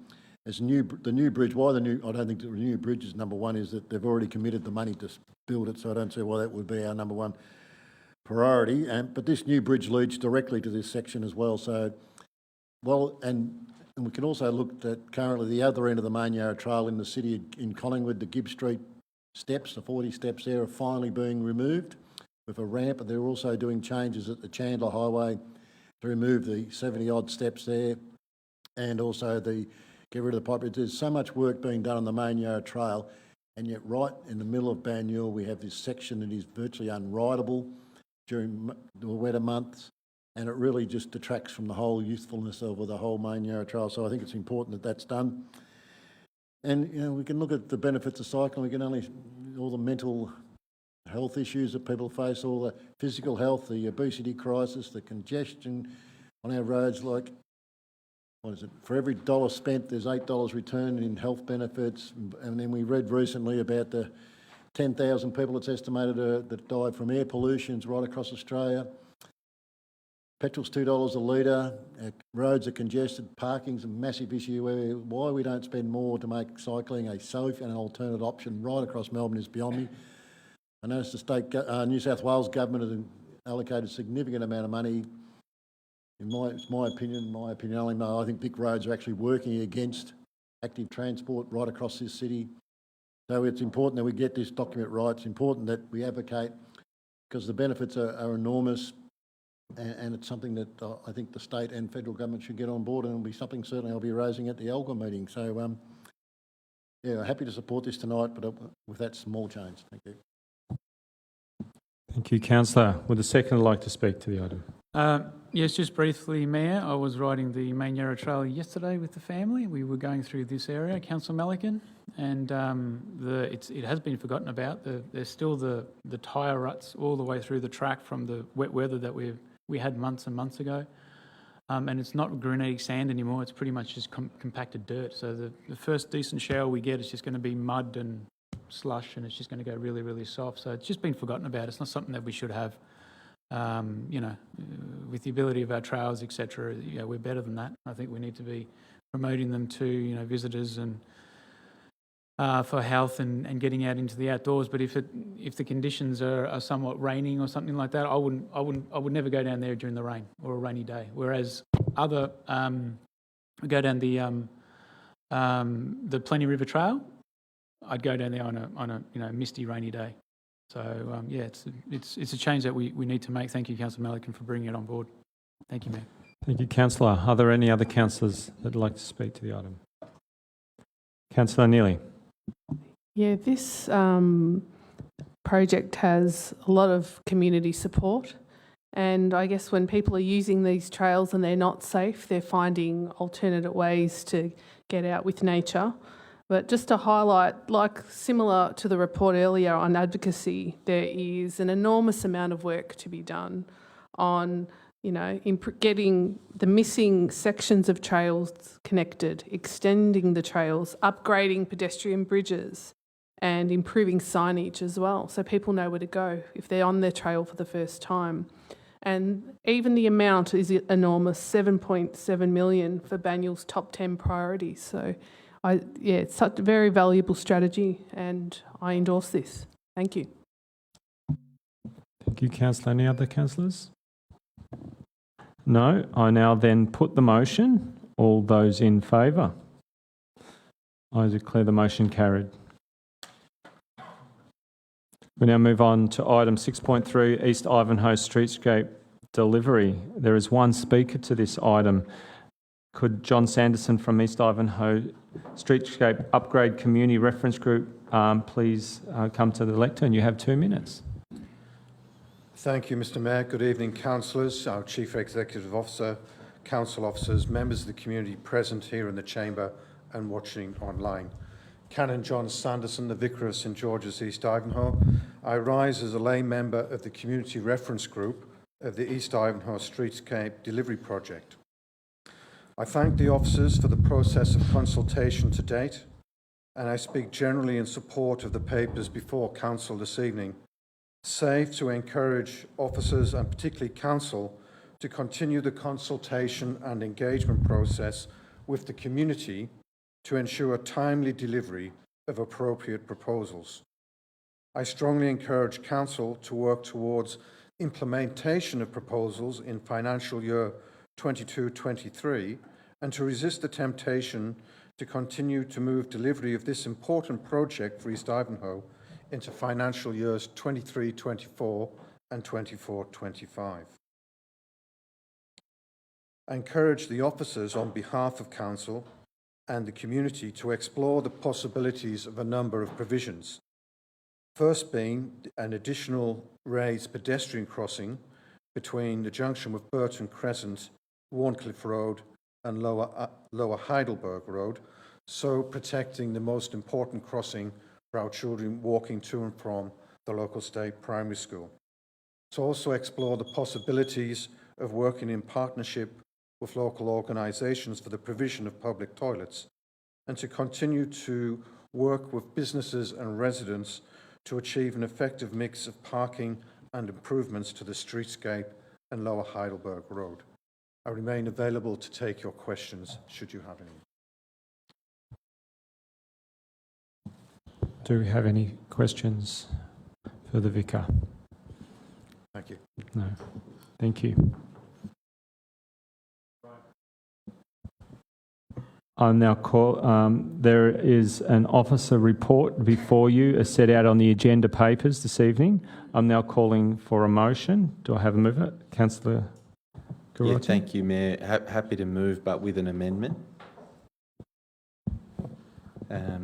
So points 1 and 2 as is. Point 3 refers the funding shortfall to the 2023-24 budget process for consideration. And point 4 understands, or probably better worded, notes the current budget is an estimate only and there may be future additional amount to be allocated to achieve the vision and strategic outcomes for the centre. The amount will be ascertained once the project is tendered later in the year.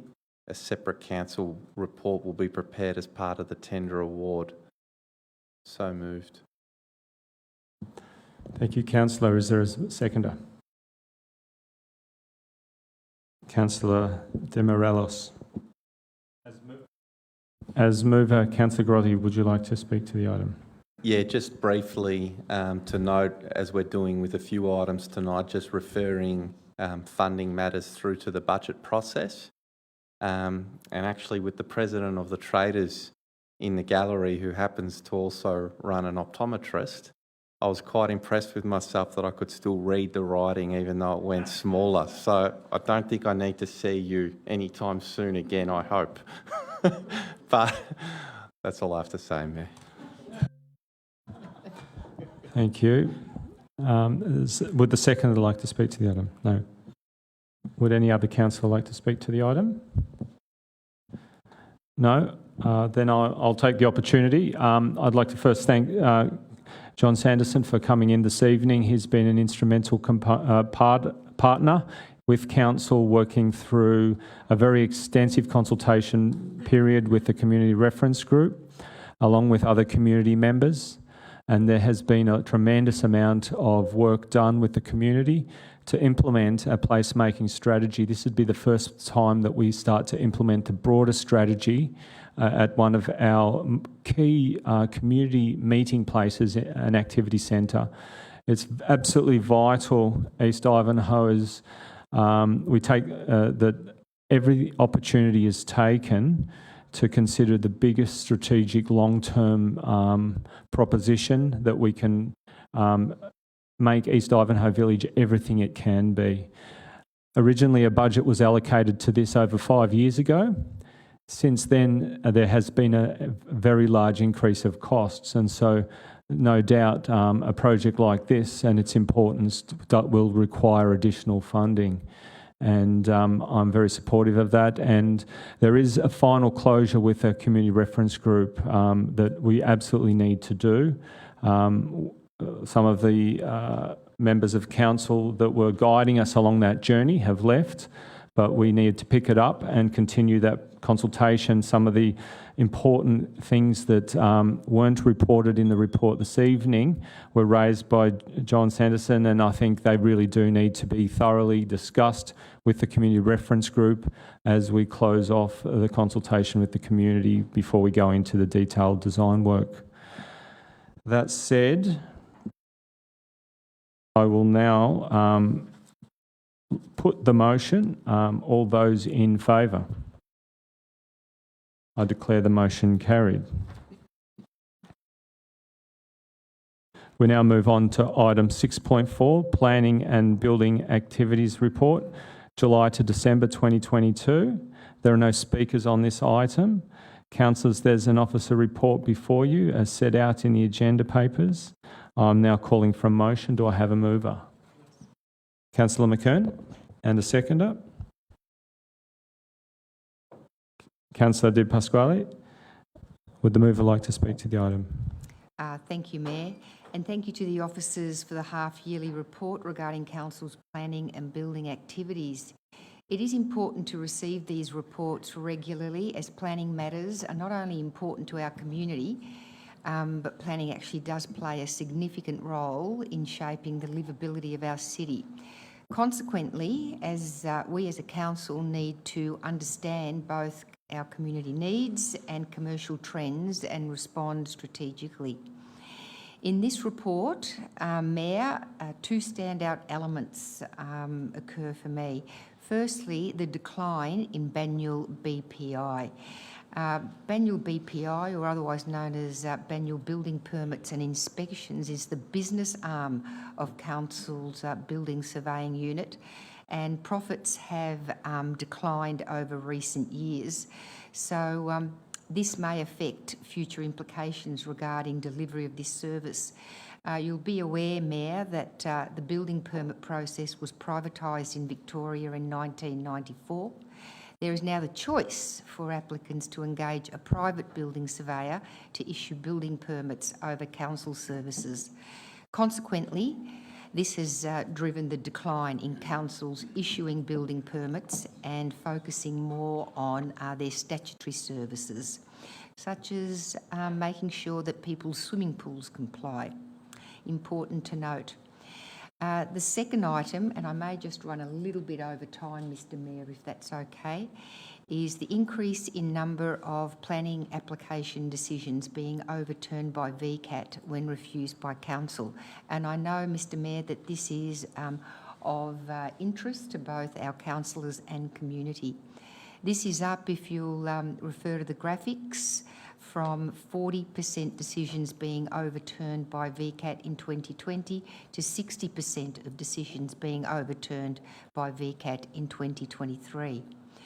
When council or council under delegation to officers refuse a planning permit for an application, it is with considered evidence-based reasoning, important to understand.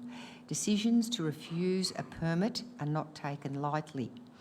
Non-compliance with strategic priorities and statutory rules that are embedded in the Banyule planning scheme are considered as part of the assessment process, as are resident objections.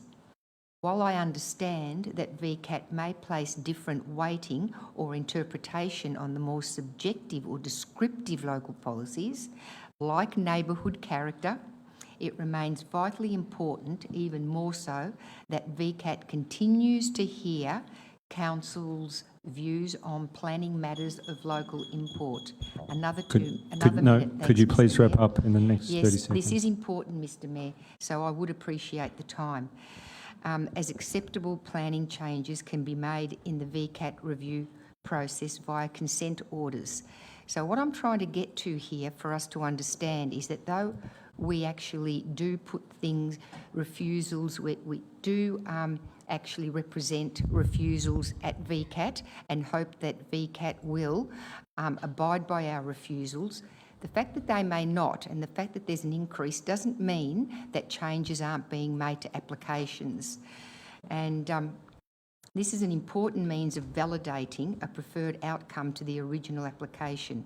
It's also important that objectors continue to register their concerns and seek reviews of planning decisions. Being visible and expressing a voice is a fundamental part of the planning process, particularly in relation to VCAT. Now, through you, Mr Mayor, I just would like to seek commentary from the Director of City Development in relation to how many applications we determine each year and how many are then appealed. Thank you. Could the officer please respond? Thank you, and through you, Mayor. The Planning Department makes in the order of 1,518 decisions every year that could be subject to an appeal. So they relate to primary decisions to determine planning applications, amendments and other statutory decisions. Of those decisions, I note that in the 21-22 annual period, we had 48 appeals to the tribunal. And of those, many were resolved by consent order. I don't have the exact figure for that. But as a percentage of all of the decisions we're making, you can see that it is an incredibly small percentage of decisions. And the majority of our decisions that we made are made by our officers with our interpretation of the planning scheme and upholding the policies and strategies as we understand them. Thank you. Thank you. Thank you, Ms Swan. So thank you, Mr Mayor, for that opportunity to speak a little bit longer. I know how important planning is to our community, and every opportunity we have to explain how the system works is important because it's very complex.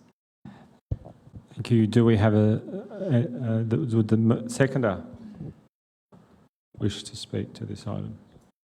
Yeah, Mayor, that's myself. Not speak on the item, but I would like to get a bit of a gauge from probably the appropriate officer, maybe. Being contacted by community members, they're always saying, their concerns are overdevelopment.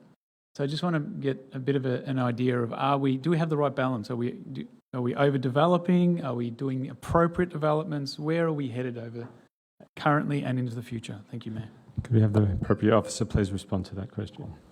Thank you, and through you, Mayor.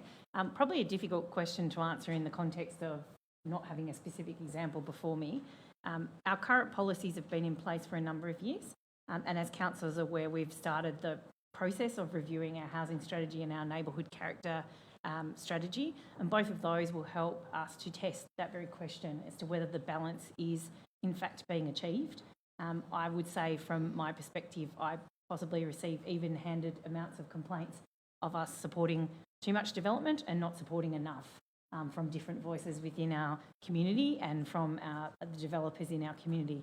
So as to whether we're striking the balance, I think that review will help inform immensely whether we're achieving that aim, as well as the other housing objectives that we have around providing housing supply and affordability of housing for our residents and housing choice.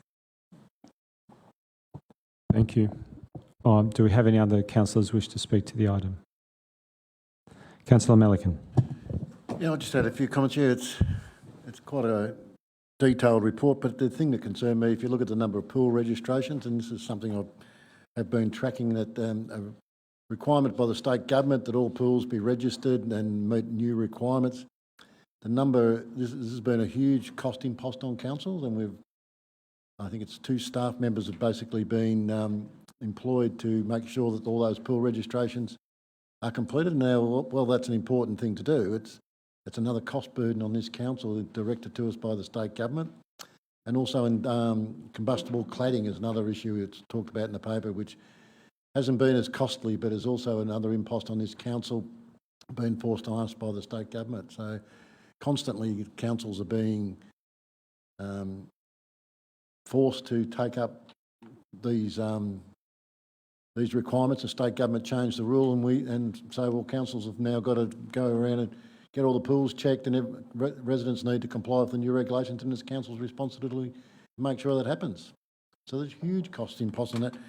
And the other one that they are talking about is orphan permits, where people are issued permits and then for whatever reason those businesses go out of business, and then someone's got a permit, but the person that's conducted all the inspections of that building to date haven't got a record of those inspections, and our council could potentially be the inspector of last resort. So we'll have to go along and inspect those buildings, make sure they're compliant, which will be incredibly difficult if they're 3/4 finished, or you need to inspect at certain points, and that simply won't be able to happen. So there are a few issues, but I think the management of the team's doing an excellent job there, even despite all these issues. But we do really need to keep an eye on BPI to make sure it continues to function, provide the service, but also doesn't become too much of a cost burden on council. Thank you, Councillor. Any other councillor wish to speak to the item? No, I'd just like to point out, I found it very interesting that there's over 80 buildings in Banyule that needed cladding to be removed for the fire, and we're up to 57 of the 80, so you might be seeing those works around town. But there are still some coming to us. In this last reporting quarter, there was some additional ones. I will now then put this motion. All those in favour? I declare the motion carried. I now move on to item 6.5, Watsonia Town Square project update. There are 2 speakers to this item. Can I call Kevin Bagini to the lectern, please? You have 2 minutes to speak.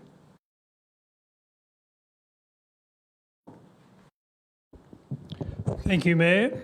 Good evening, Mayor and councillors, CEO, and welcome back, Deputy Mayor. We missed your happy, smiling face last meeting. It was good to see you back with us. This issue is not just very important to me, it's something that's taking up a great deal of my time since 2008.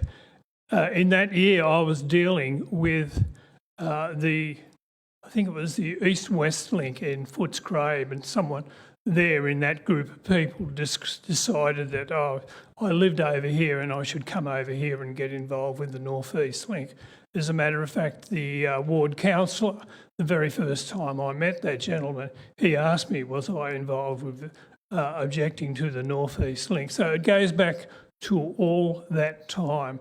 And even though in the recent years that have gone by, I haven't had much to do, but I've always kept an eye on it, and I've seen what was involved, the costs that some people would have to pay much more than others. It's not just Watsonia that has been put out, it's quite a lot of other people as well. I have to, before I forget, pay tribute to the project manager. What a fine job he's done on this issue, this town square. He's done a terrific job, but even better has the ward councillor done in dealing with the residents of Watsonia. Not this year, last year. We're talking about going back 10, 12, 15 years. This is a very, very big thing. This thing that the state government has done for the people of Watsonia is great. It's a very small thing compared to what they're giving up. I applaud the council for supporting that, and I'm sure the council will go on and do even more for the people of Watsonia. They're bearing a heavy burden, they've paid a heavy price, and as I said, Could you please the project manager has done a terrific job, and the ward councillor has done an exemplary job. Thank you, Mr. Mayor. I'll now call Jeremy Richards from Watsonia Traders Association up to the lectern. You're speaking for the recommendation. You have 2 minutes to speak. Thank you.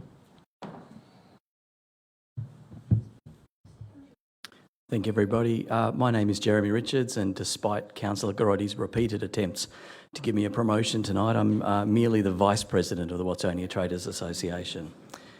The Watsonia Traders Association represents 75 businesses located in the Watsonia Shopping Centre. We've been in general support for the Watsonia Town Square. We believe that once completed, it will be an amazing boost for our shopping centre and for the Watsonia community in general. We've also been very happy with recent communication from Banyule Council about early construction planning for the town square. This early communication has allowed us to go out and survey our traders and receive properly informed feedback from them. This feedback has been stark and unanimous. We weren't prepared for what we would discover. Putting it simply, our traders are struggling, many of them broken. We put it to our traders that the likely disruption that has been indicated by the preliminary construction plan released for tonight's meeting. Many traders couldn't get their heads around the level of construction planned. Those that did had one of two reactions: either anger or disbelief at the scope of the planned disruption, or a reaction I wasn't expecting, a shrug of the shoulders and hanging of head indicating, now this? After years of restricted trading, changing consumer behaviour and North East Link early works and realignment of Watsonia Road Greensboro Highway intersection, now this? And either straight after or even during the town square works, we have to deal with the digging of the North East Link trench, which will wipe out much of the Watsonia train station car park and further north. The job of the Watsonia Traders Association is to look after our traders, the strong ones and the weaker ones. We've got a diverse range of traders, even including a timber yard who needs access from large delivery trucks, to a cafe that directly faces the town square, who stands to have significant civic works on their doorstep for up to 18 months solid. The wonderful town square will be of no benefit to any traders who go out of business due to these disruptions, being the last straw on an already weakened camel's back. We can't overstate the cumulative effects of the business trauma of the past few years. We're asking Council to immediately and thoroughly discuss with each individual Watsonia business what the expected disruptions will mean for each individual business. Watsonia Traders Association doesn't have the time or resources to do this. We are volunteer powered and this is beyond our scope. We see this town square to be a bit like a level crossing removal, and we've seen firsthand, such as Rosanna, how disruptive they can be and the effect they can have on the whole shopping centre. We must learn from this and be more prepared for the project. I repeat, we're all for the project and we can't wait to have a dazzling new jewel in the centre of our town. But we beg Banyule Council to not ignore our findings, rush in and potentially damage beyond repair the very businesses who should benefit from this once-in-a-generation capital expenditure opportunity. Thank you. Thank you. Now, councillors, there is an officer report before you as set out in the agenda papers. I'm now calling for a motion. Do I have a mover? Councillor De Pasquale. Yeah, thank you, Mayor. I'm happy to second, but I think there might have been a slight amendment to the motion. Yep. Would you like to read out the amendment as a mover? Sorry, Councillor, would you like to move? No? Point 1 as is, point 2 as is, point 3 as is, point 4 notes that the construction costs for the Watsonia Town Square will be refined following receipt of tenders and that Council will refer the funding shortfall to the 2023-24 budget process for consideration. And point 5, continue to advocate to state government to continue to provide funding. Hang on, Mayor, let me get my head around this one. To continue advocating to state government to provide additional funding, for additional funding. Too many continues there. So move, Mayor. Thank you, Councillor. Do we have a seconder? Councillor Garotti. As mover, would you like to speak to the Oh, item? sorry, Mayor, I forgot. Before I do speak on the item, may I ask a question to the appropriate officer? Go ahead. In listening to our speakers this evening, understanding the impacts that will happen possibly with the construction, how is Council going to be communicating to the community and traders and businesses regarding what's going to happen when it's going to happen? Thank you. Through you, Mayor.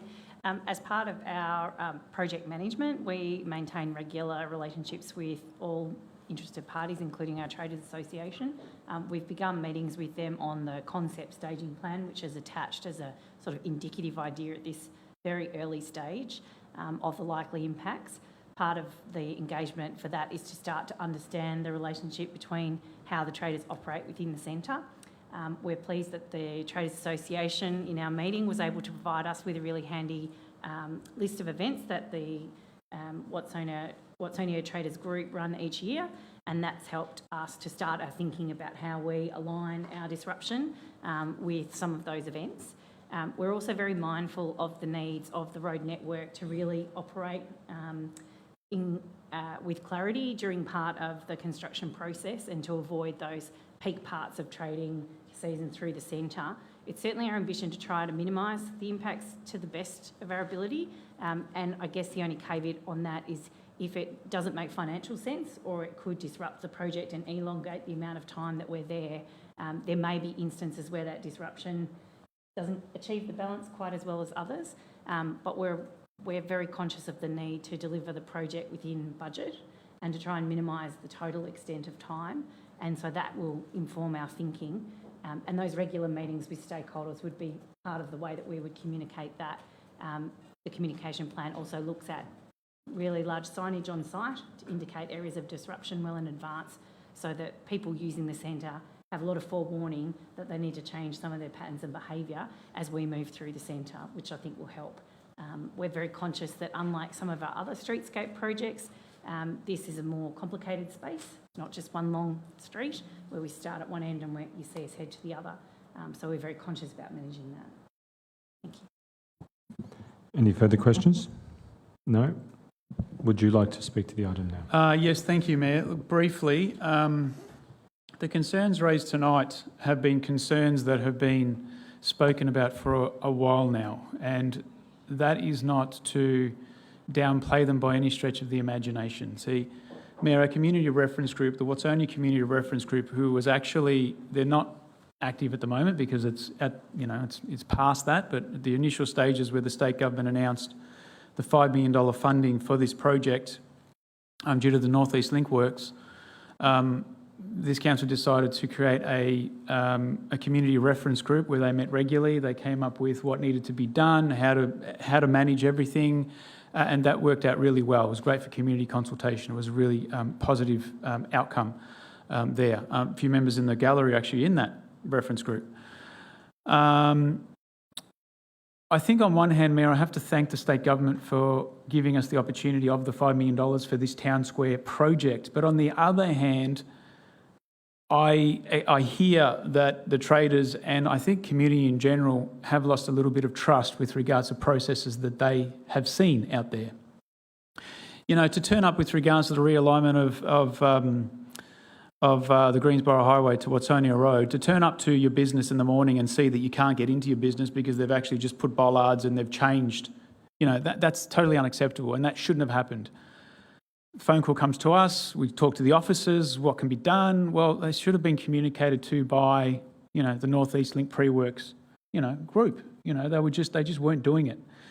Now, with regards to Rosanna, level crossing removal, another state government project. See, I'm finding it very difficult to accept that this council won't bat and advocate and do the right thing for the traders because it has the power to do that in this project.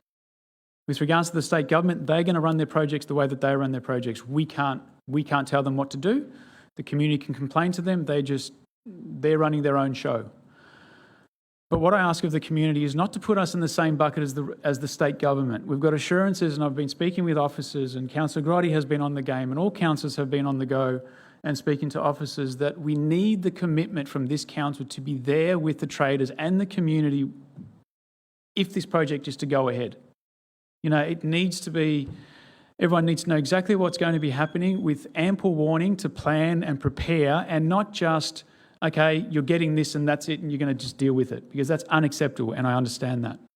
So you have my commitment that I will be doing everything I possibly can to be making sure that the whole plan is there. We understand what the tender looks like. We understand what the process looks like and there is minimal disruption in a situation where there will be some disruption. It's inevitable. We have to just manage that. So I'm just asking the community and the traders to be part of that process as well. And I'm sure they will, but I'm committed to make sure that it happens. Thank you, Mayor. Thank you, Councillor. Would the second like to speak? Yeah, thank you, Mayor. We'll make a few brief comments. So, in December last year, I called an urgent meeting with the ward councillor and with the chief executive about this project and about another project, because part of our job as councillors is to look ahead 12, 18 months, 2 years ahead from now and identify issues. And I was quite honest to the CEO that when I looked through projects happening in the northern area of Banyule, this had a red light against it. I was deeply concerned, and as was Councillor Mark Di Pasquale, around where this project was going. So we intervened and we stepped in. We caught up with the CEO. Obviously now we've had some success with being able to settle the land arrangements with the church. A tender process is underway. Officers are fully engaged. I'm very pleased that the Chief Executive and senior officers have met with the traders and to understand their expectations around how works are to be scheduled and to try and factor that in as best as possible to the construction timeframe. This is an expensive, challenging project for council. As Councillor Di Pasquale touched on, we've received about $5 million in funding from state.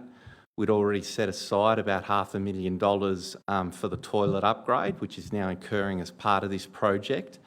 In response to community feedback through that reference group, and Mayor, I might ask for a little bit of time more, the overwhelming feedback was to get everything done in the one go, including the car park expansion up toward High Street and the removal of not only the roundabout at the town square centre, but the High Street roundabout, and doing everything together.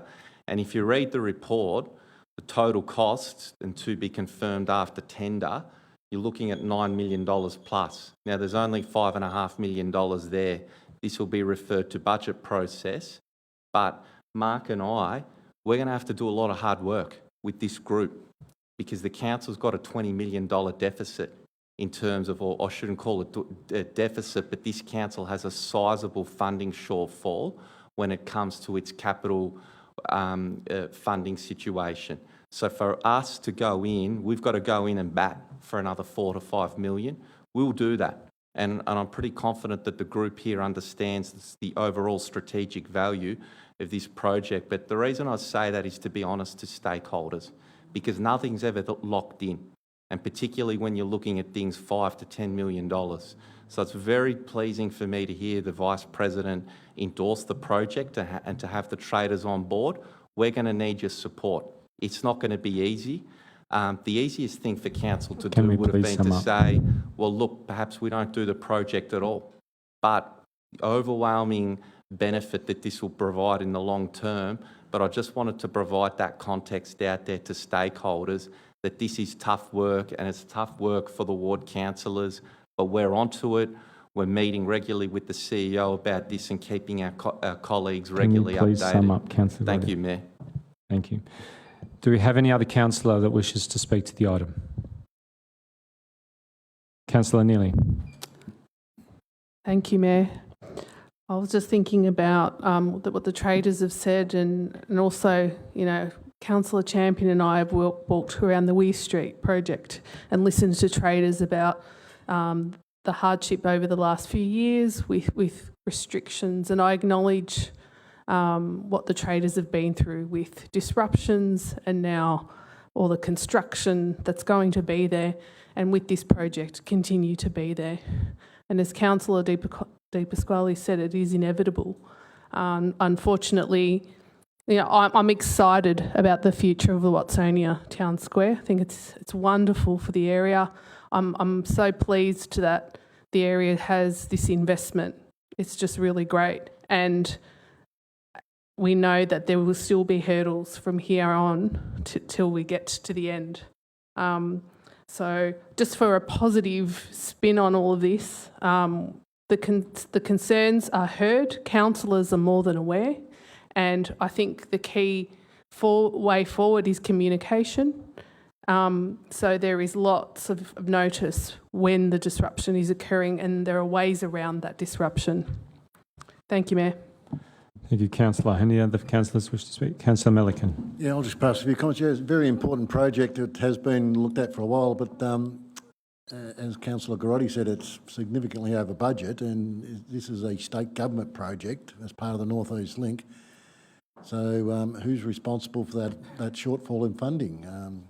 Is it a council responsibility or a state government responsibility? And would this project be proceeding? Would Watsonia need the lifeline that it does need if it wasn't for the North East Link?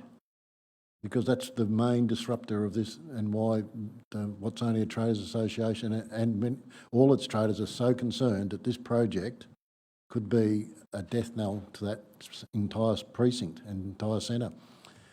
So, should this council be putting our hand in our pocket to complete this project, or should that be a state government responsibility? And that's certainly something we need to take up with the state government. Thank you, Councillor. Any other councillors? All right, I'll add something on this. These activity centres are, in my view, the heart of many communities. Some people think it's the football club. Others think this, and I think that it's absolutely essential. We invest in our activity centres. It's a place where people meet and gather. We heard earlier on East Ivanhoe, we do need to invest in these places, and we should not be cutting costs when we want to create these absolutely essential services, I believe, that council is responsible for. With that, I now put the motion. All those in favour? I declare the motion carried. We now move on to item 6.6, 3.1, 31, Watsonia Road, Watsonia, liquor licence for a bar. There are 3 speakers to this item this evening.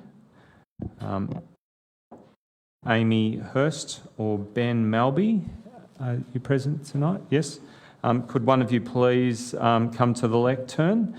You're speaking against the recommendation, I believe. You have 2 minutes to speak. Thank you. Thank you. Thank you, Mr. Mayor and councillors. I am speaking against, I will say technically against, for 4 very minor reasons that I will come to in just a moment. To be clear, where I am, I'm basically across the street from the proposed bar, and we are speaking on behalf of not only ourselves but a number of the other residents of the street. It is a residential street. It's usually quite a quiet street. We were opposed to the original application for various reasons.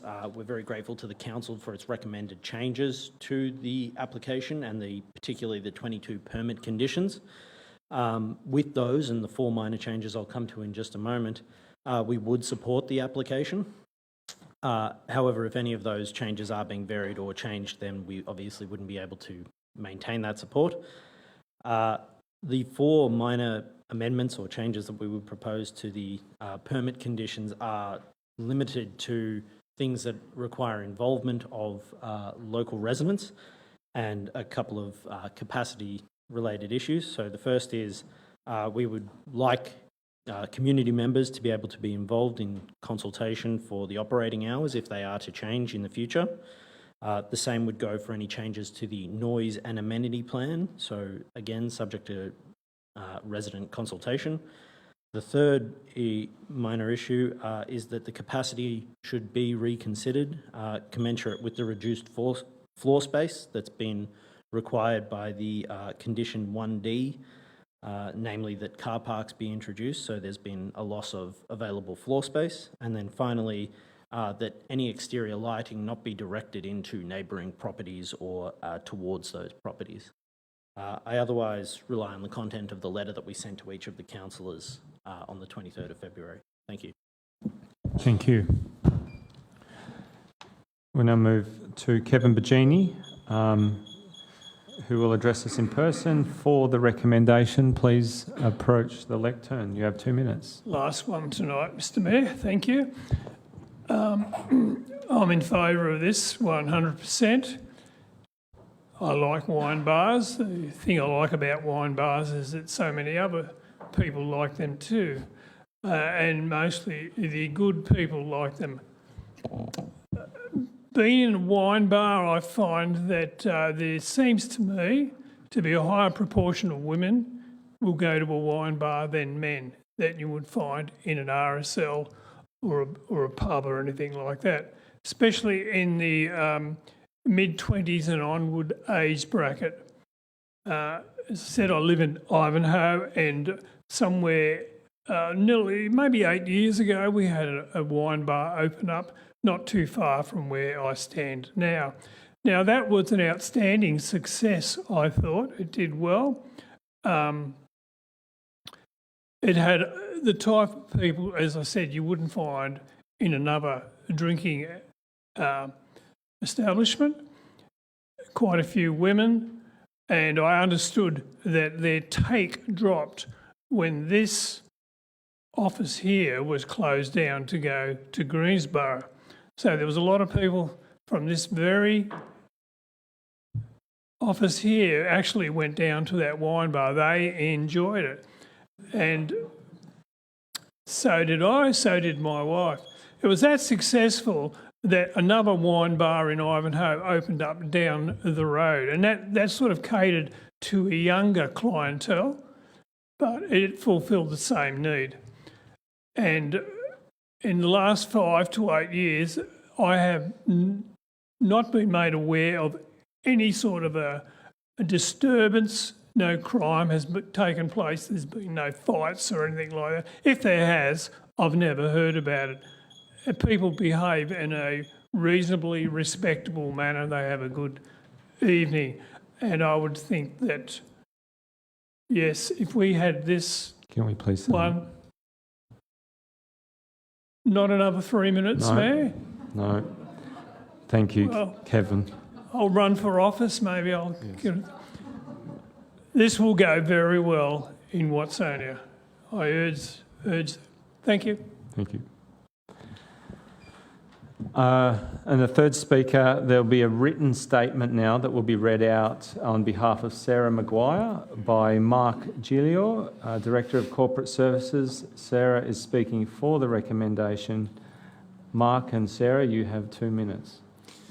Thank you, Mayor. Dear councillors, we are writing to express our support for the proposed application for a new business at 31 Watsonia Road, Watsonia. As members of the Watsonia Traders Association, we are dedicated to promoting economic development and growth within the Watsonia community, and we believe that this new business will help achieve these goals. It also supports the direction of our business plan that encourages the growth of a nighttime economy at the Watsonia Shopping Centre. We anticipate that this new business will increase foot traffic and economic activity in the area, particularly in the evenings, providing benefits to both the business owners and the wider community. This would also create new job opportunities and provide a new space for locals to socialise and enjoy their evenings. However, we also recognise the potential impact of a nighttime business on the surrounding community, particularly in terms of noise disturbance, which may affect the quality of life for local residents. Nonetheless, we have trust in Banyule City Council to oversee the business and ensure that it complies with all relevant requirements and regulations. We're confident that if the application is approved, Banyule City Council will work to ensure that the business operates within reasonable hours and adheres to any noise and traffic regulations, thereby minimising any negative impact on the local community. In conclusion, we support the approval of the application for this new business at 31 Watsonia Road, Watsonia, as it aligns with our objective of encouraging economic growth and development within the Watsonia community. Thank you for considering our concerns and our letter of support. Yours sincerely, the Watsonia Traders Association Committee. Thank you. I now, councillors, there is an officer's report before you. There is another speaker. Okay. George, are you present? I don't have you on my papers. Please come forward.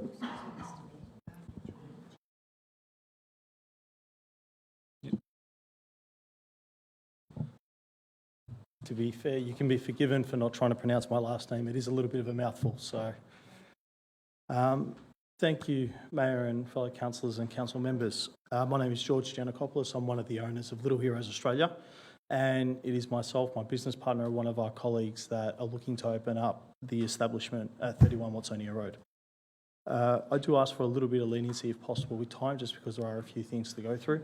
But one of the biggest things for me is I would really appreciate if everyone in this room understood who exactly we are and what we've been doing as part of the community of Banyule, Nillumbik, Whittlesea and a lot of other councils over the period of the last 7 years.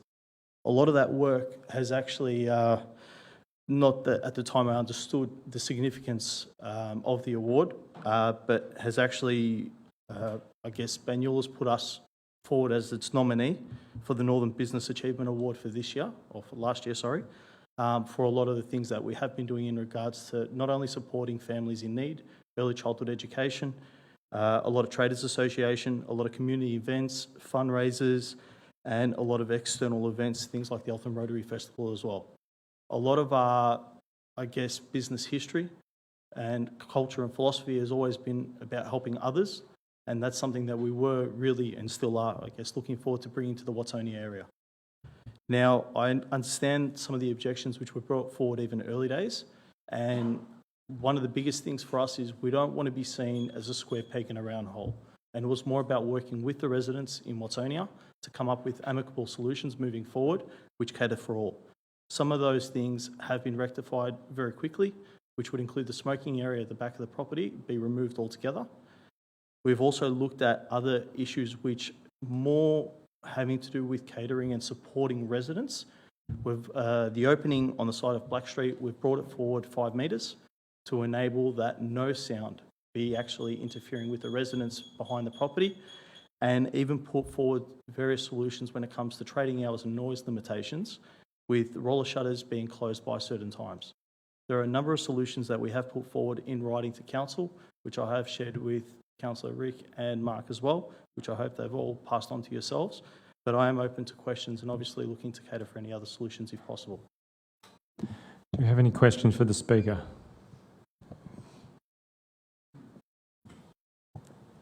Councillor Grotti? Yeah, Mayor, Councillor question. Yeah. De Pasquale? Question. Thank you, George, for coming in tonight and speaking. Question I have is, what is your understanding of any changes to any of the conditions of a planning permit? What is your understanding of any community consultation that you will have to go through, or not, during that process, whether it be either with noise and or hours of operation? Yeah, what is your expectation of that? There are existing laws and I guess guidelines through either the EPA or Banyule, which we've actually made sure not only to abide with all of them, but even compromise to an extent to actually cater for the residents to make sure that there's less of an inconvenience on themselves. The whole point for us is we want to continue to be part of this community. We've been here supporting the community for the last 7 years. We've employed currently over 70 staff. We cater for over 220 locations. And it's something where across the board, every year, we don't do things for recognition. We do things because we want to help and support those around us. Even where, as a venue, we didn't apply for a food permit. Instead, we'd rather actually support all the traders in the street. It doesn't matter whether if you're a restaurant, a takeaway establishment, or even during the day as well, because by us coming into the street and working with the traders and the Traders Association, you don't just get the venue that we're proposing. You also get a lot of our other companies to come in and actually provide various supports during the day as well. The same way that we've worked with all the other Traders Associations through Banyule, Watsonia Street and Watsonia Traders will be the beneficiaries of that as well. So whether that be additional events, I guess enticing young families to come into the area, spend money, stick around, and to be fair, even the development which is being proposed is something that on the one hand we can't wait for, because it gives us a greater avenue to provide greater support to the traders in the street and to the residents for that matter. Thank you. Thank you, George. And just one other question. George, I received calls right from a while ago now when this all first started happening from members of the community saying that the proposal is going to be for a nightclub. What is it that you're proposing? And what is it that the community got, did they get it wrong? Where is this all going? I'm not going to lie, there was a lot of misinformation thrown around via social media and by various people in the area for one reason or another. And unfortunately, as much as I'd love to fact check everyone in that context, all the residents that did have issues, a lot of them did come see my business partner or myself on the premises. Others actually contacted us via our details with the planning permit, which had already been issued to the general public.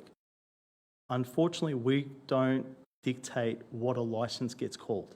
And anything that has to do with, I guess, liquor, music, entertainment of any sorts, especially when there's no food on the premises, is exactly that. It's classified as a nightclub licence.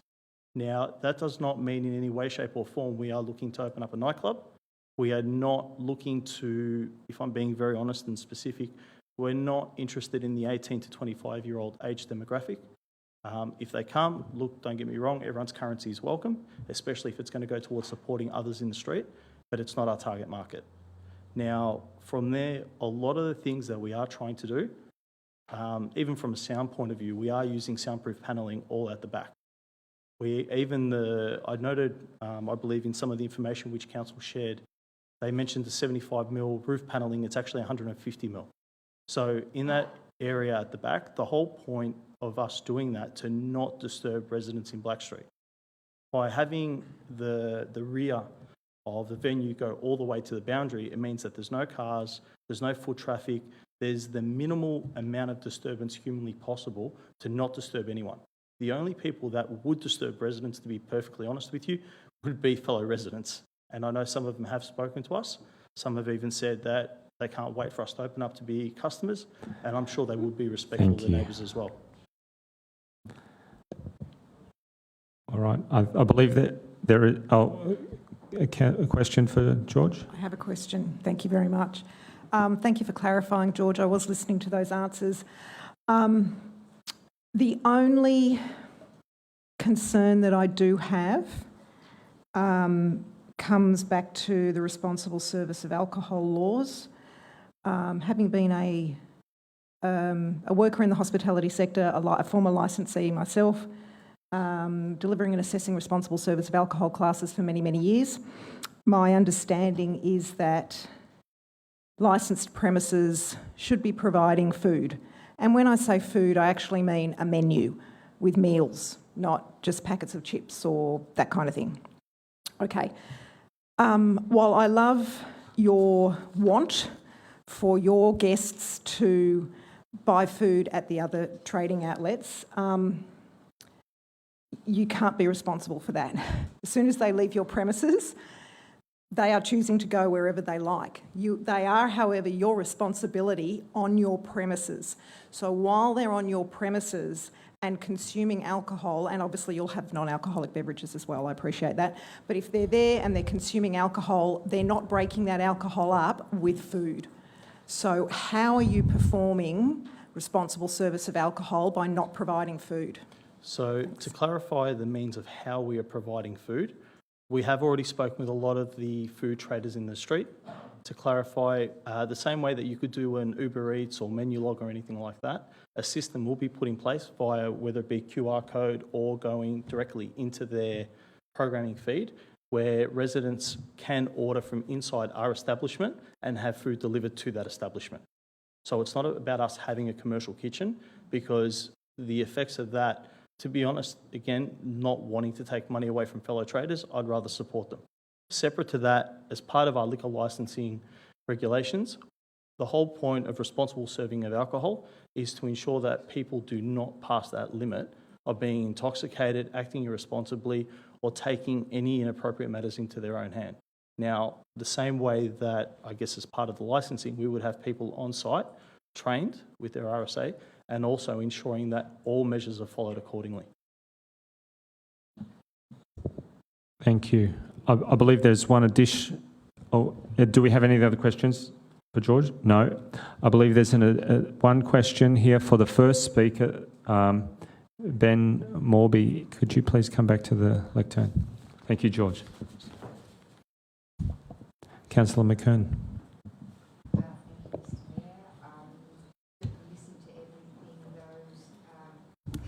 Those for the proposal have had to say. I'm interested in your comments, Mr. Morby. I thought I heard, and I'm seeking clarification here, that you'd be prepared to accept a planning permit with a greater number of particular conditions. Am I correct in understanding that, Mr Morby? Yeah, so we're happy with pretty much all of the conditions. The permit in the form of that it's currently before the council, just with 4 additional minor conditions that we think would be helpful. And those 4 were, if I can just reiterate them, the changes to the operating hours need to be done with consultation with the immediate residents. Changes to the noise and amenity plan that's been proposed be done with consultation with the immediate residents. The third one is the capacity. So I think this might come under the liquor licensing thing more than possibly the council's approval, but condition 1D is that there be car parks introduced at the back of the premises. Currently the capacity proposed is 100. We think that the capacity should be reduced commensurate with that change in the floor plan size, because 5 metres of whatever the width of the property is, so you're not going to be able to fit as many people in. And then finally, the fourth one is probably very minor and very straightforward, just any exterior lighting not be directed into neighbouring properties. One of the back properties, or one of the properties to which this premises backs onto, has windows that face towards the shops, so they don't want to have lights shining into their windows and into their backyard and front yard. Front yard. Well, thank you, Mr Morby. Rather than outrightly objecting to the proposal, it is refreshing to hear a resident who potentially will live across the road from this development should it go ahead. The shop's been empty for years. We'd rather have a tenant in there. We have nothing against George, developing and bringing a bit of extra vibrancy to the strip. We just want it to be in keeping with what's already going on, and the council's recommended conditions we think are fantastic and make it fit. So thank you, Mr Morby. You say also that you represent a number of residents in the street. Yes. That's important, I think, for the councillor group to note as well. Mr Mayor, when is the appropriate juncture to ask a question through you of the Director of City Development with regards to Mr Morby's questions or rather comments? Mayor, if I may, I was waiting for the opportunity to be able to ask the relevant officer some questions not only raised by the Speaker but other residents who have made submission to hear the officer response for those in the gallery. So if I may have that opportunity, and I think that'll cover off what Councillor McKern was seeking to do. Let's hear it. Please ask those questions, Councillor Grotti. Yeah, thank you, Mayor, and through yourself to the appropriate officer. But the Speaker tonight and the objectors have raised to Councillor Di Pasquale and I a number of queries, as you know, because we were in touch with you over the weekend to work through them and to discuss them. Is it worthwhile? I think it will take a little bit of time, but this is a big application. We've had people here invest the time to be here.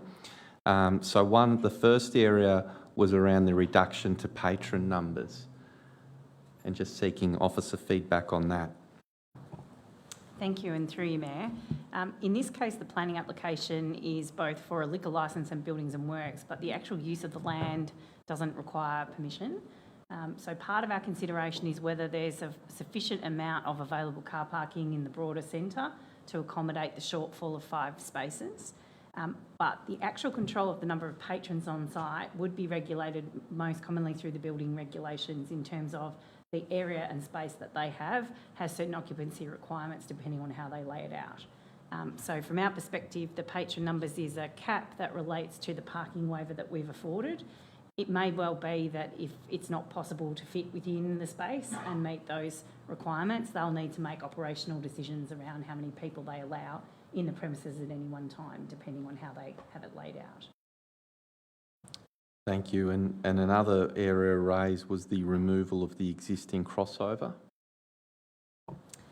Yes, in the agenda before council, there's no condition, but a condition could be included to require the removal of the existing crossover, which would no longer be required for direct vehicle access. That would have the opportunity to create at least 1, but possibly 2 on-site car parks back within the road reserve that are currently unavailable because they would cause the blocking of the crossover. So certainly if council were of a view to support the application, they could include an additional condition to provide for that. Thank you. And then a query has been raised about the request for acoustic reports at various due dates. Yeah, so we've included a range of conditions that reference the state laws, as George referred to. So the EPA has set standards for noise requirements. It would be unusual for a premises of this size to require the preparation of a noise emission report as a matter of course. That would be more something that we might move to if we had complaints and felt that the premises wasn't managing itself. There was a question around the noise from live music. Yeah, so live music, I think the question was more around, as people move around the venue, how do they manage it if they have live music playing? Again, the responsibility is back on the premises operator. If they find, for example, that people moving from the front of the premises out to the back with the door being left open causes unreasonable impacts and unreasonable noise that breach the regulations, then it may well be that they can't make that part of their premises available if they want to have that live music playing at that volume. Or they could turn down the music so that when the doors are opening and closing, there are no impacts. But again, those state laws that we have the power to enforce would ensure that we can manage that balance. Query about the light source beyond the boundaries. Yeah, so one of the conditions of the permit, I believe it's condition 5, actually requires that the amenity of the area be protected, and it's a very long and wordy condition, so it may not have been immediately apparent, but it is a standard condition if you like. It says that you can't cause any detrimental amenity impacts, and one of the emissions is one of artificial light. So that's basically light shining from one premises into the place where it's not supposed to be. So we have powers of enforcement if any external lighting isn't baffled properly so that it lights up the space that it's in, but not the next door neighbours.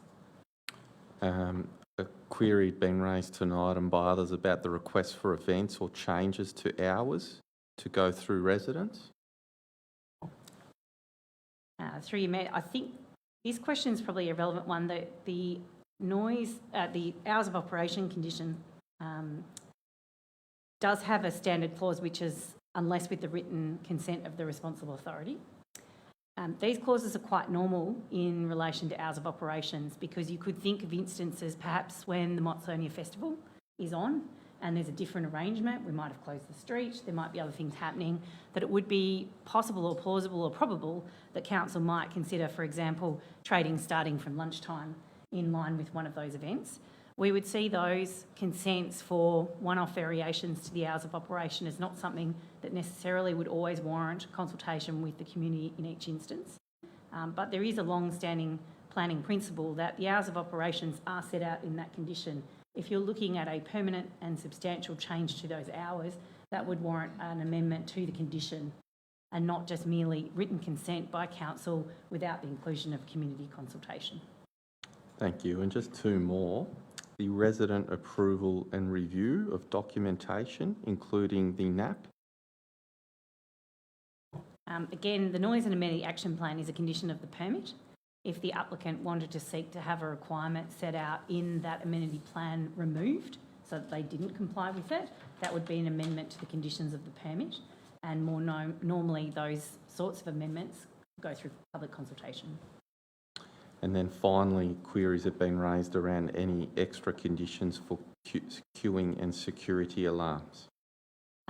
Security alarms are covered again by the noise regulations in terms of if they go off late at night. The queuing, we don't perhaps see that as such an issue for this venue because of the nature of it as a wine bar. It's a bit of a different focus.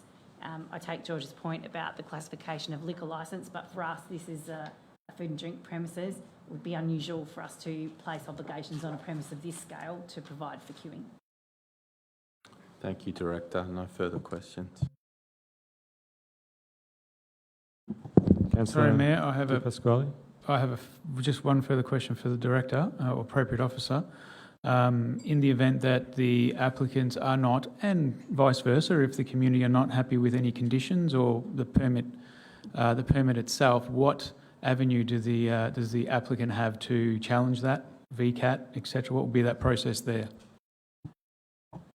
Thank you, and through you, Mayor. we would be issuing a notice of decision in this instance because we do have objections. So if any person, including the applicant, is aggrieved by the conditions that are laid out in that permit or the permit itself, they have a right of appeal. So resident objectors, or any objector for that matter, whether they be resident or not, has a right of appeal, and as does the applicant if they want to challenge any conditions. Thank you. And I believe there's one more question later. Councillor McKern. I'm just wondering, through you, Mayor, to the Director of City Development, Ms Swan, whether there's scope to actually tighten some of those conditions in light of some of the first speaker's comments. For example, Councillor Garotti raised the issue about lighting, actually spreading beyond the area that it is meant to affect. And I think, if I heard correct, Ms Swan, you mentioned that it would be covered under amenity. Well, if you read the clause for amenity, it is quite broad. I don't understand how somebody looking at these conditions of permit, particularly, say, a layperson, would necessarily understand that lighting is covered under amenity. So is there scope to actually clarify some of these conditions in light of what the first speaker has requested? Through you, Mayor, the amenity condition that we've cited is a standard use condition, so we're not the only council that uses that condition. It also relates back to wording that's been tried, true and tested through the range of enforcement powers that we have. So there are certain terms and other matters that are contained within that condition that have been tested, either in the tribunals or in the courts. So I'd probably caution against varying the wording from what's been a very successful condition in managing those things in the past. But with all due respect, it is under your jurisdiction to actually write the conditions regardless of what might happen at the tribunal or what's been tried and tested. Is that not right, Ms Swan? No, that's correct. And this one clearly states that the emission of artificial light is an amenity measure that we can consider. So from my perspective, it's quite clear as to what it intends to do. Thank you. Thank you. There is a recommendation before us on the agenda papers. I would ask for a councillor Mayor, if I may move. Thank you, Mayor. to move the motion. Councillor Marcus Pasquale, and seconded by... Sorry, and just through the move, I do believe that there was an amendment. As a mover, would you be comfortable with the amended words on the screen? So point 3, as in, I think we had background of that as Director was answering that. Prior to commencement of the occupation of the building enabled by this permit, the crossover located on Black Street must be reinstated to the satisfaction of the responsible authority. Mayor, I just want a clarification of that. I would suggest that would be curb and channel. Is that correct? Yes, through you, Mayor. So reinstatement of the crossover means removal, and by way of removal, reinstating back the curb edge to run in a straight line with the balance of the curb. Mayor, if I may understand that a little bit further, I may need to understand whether that has impact on the use or how the building functions. Can we have some clarification of whether that would be an inappropriate condition? Mayor? Could the applicant please respond to that with yes or no if possible?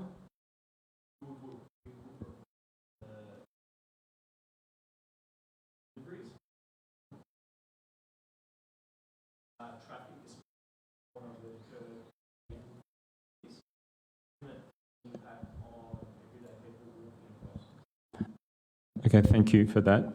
I'm a bit confused because I'm of an understanding that it's a crossover. So in effect, it will be instated to a footpath. A footpath would continue.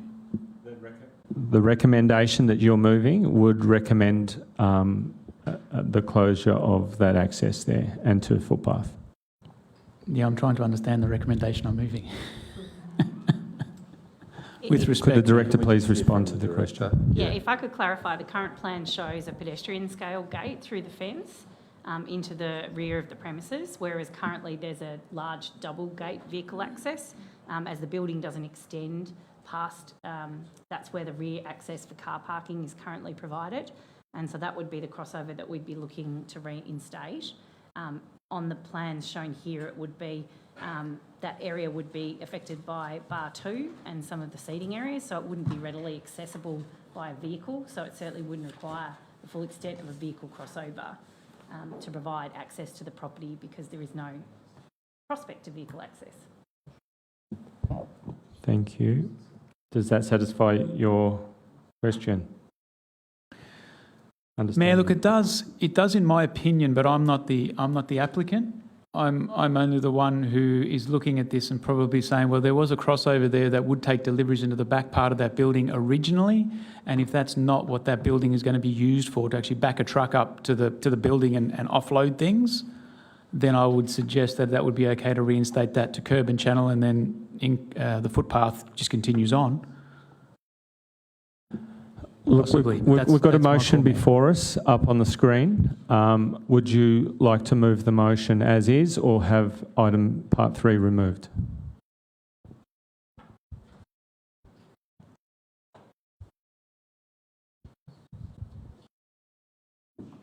If possible, could we have point 3 up there again, or new point 3 up there again?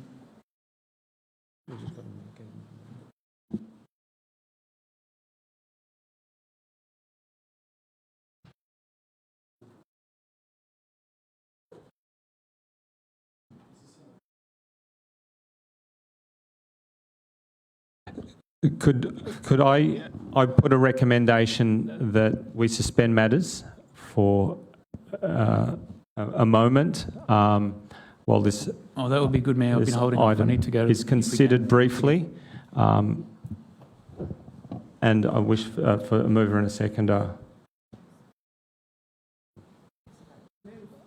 Move to Councillor suspend Neely, this. second Yep. by Councillor Metsanikos. So we suspend meeting for 5 minutes.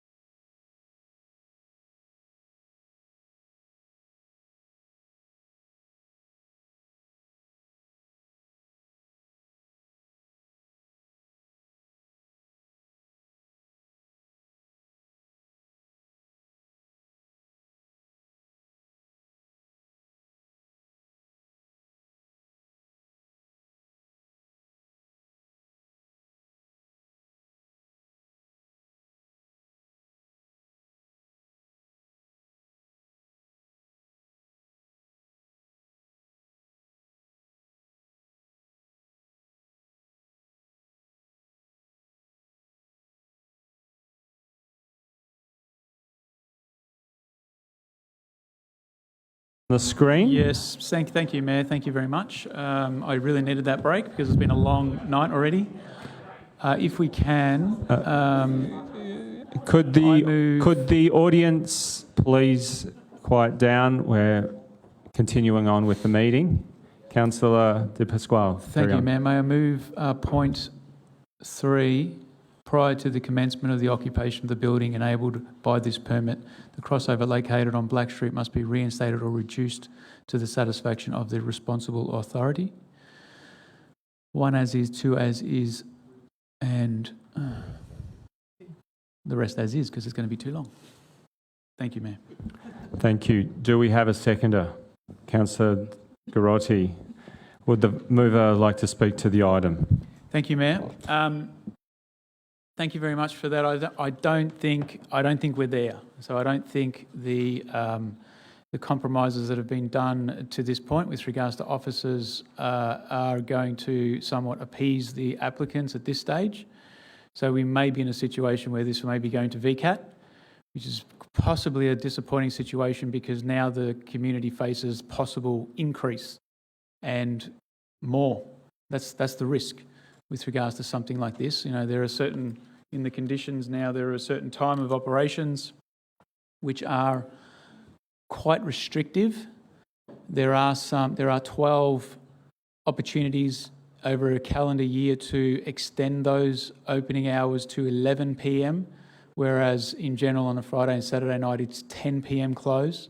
Very, very restrictive as far as I'm concerned. So I'm down at the wine bar, I'm having a wine with my friend and the football's on and the fourth quarter starts and then all of a sudden the establishment has to close and we've got to go somewhere else to watch the last quarter of the football. It's a little, so with regards to that, we're not there. With regards to the noise amenities towards the rear of the property, there's now in the conditions that there's a 5 metre buffer that needs to be left and 2 car spaces needs to be put into that area. That is not necessarily the intention of that area or how that area should be used. With regards to the sidewalk and the footpath, the reduction of the crossover there, I think it's appropriate, but there are, I think, more pressing issues than that. So we're in a situation here tonight, Mayor, where it's good that the officers have actually mentioned, or the recommendation is to grant the permit. So whether the conditions are too stringent, I don't know yet. We don't know yet. Now, we're in a situation now where Watsonia is definitely changing massively. So the gentrification is actually happening. We see now, being a councillor now for, over 10 years now, Mayor, nothing like this ever would have happened in Watsonia, 8 years ago, 10 years ago. We'd get residents coming in who have just moved into the area who are younger. They'd say to us, can we have a wine bar? Where's a wine bar? Where's a wine bar? Every week we'd get someone asking, where's a wine bar? And then we have one establishment opening. Now we have the potential of 2. The gentrification now, the new generation coming in is pushing it there. The other pressures we have, Mayor, which is a major, major pressure, is the North East Link now feeding this area from the city. This is now going to be the edge of the city where people can travel to in 10 minutes. It's going to be a meeting point. It's going to be a destination point. You add to that the Watsonia Town Square. You add to that the apartments that are going up on the corner of Watsonia Road, Greensboro Highway and Richards Avenue. That type of development is happening. You add to that possibly a new Watsonia train station, which has got to happen eventually. Could you please wrap up? Very, very quickly, if I may. There's a lot to talk about tonight. So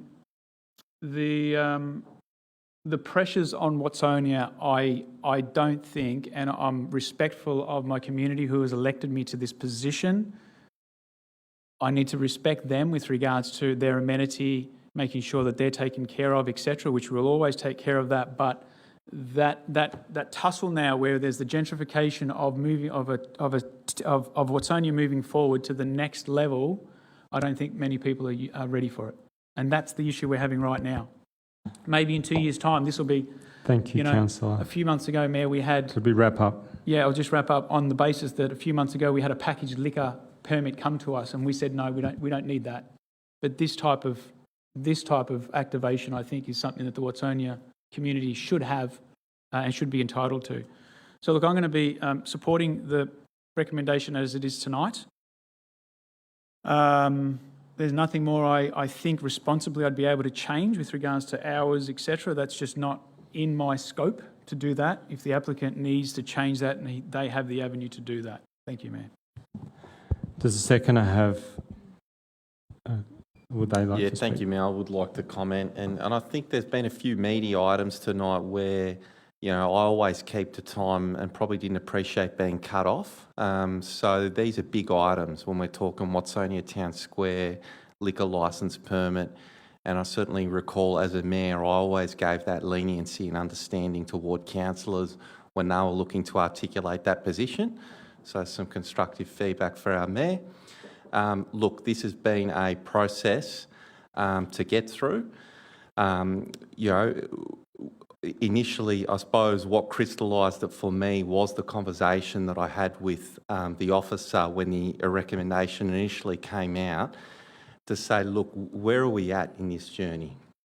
And I think as Natasha summed it up to me quite well, is to say, look, we're going through a process here in Watsonia. We've had a wine bar come up. There's a second one. The applicant seems to be very well run, really good operators, really solid. But what happens in a situation where you didn't have that, where you had potentially a poorer operator come in, and you had noise issues and you had amenity issues? All of a sudden, the social licence that had been built up from the community to support these sort of establishments would disappear. So what this is about is it's about building credibility in this sort of transformation in the area, building resident confidence in it. And so I understand from an applicant perspective, you know, some of the conditions are tight and you'd probably prefer more. But equally from the resident perspective, you know, they like the area and they're concerned about developments going in there that are going to impact on that adversely. And I think what I've been pleased to see is an officer recommendation chart that pathway really carefully and really appropriately. I think we were able to get a further amendment in here tonight that both the applicant and the residents were able to sign off on. This is a balancing act. And I'd like to think, and we went through all the queries that had come through residents, and as a council, we'd scrutinised them with Natasha over the weekend, and we're comfortable with where we've landed. So we'd like to think this is a balanced, fair, overall proposition for both the applicant and the community. The applicant's nodding. You've got your rights and appeal.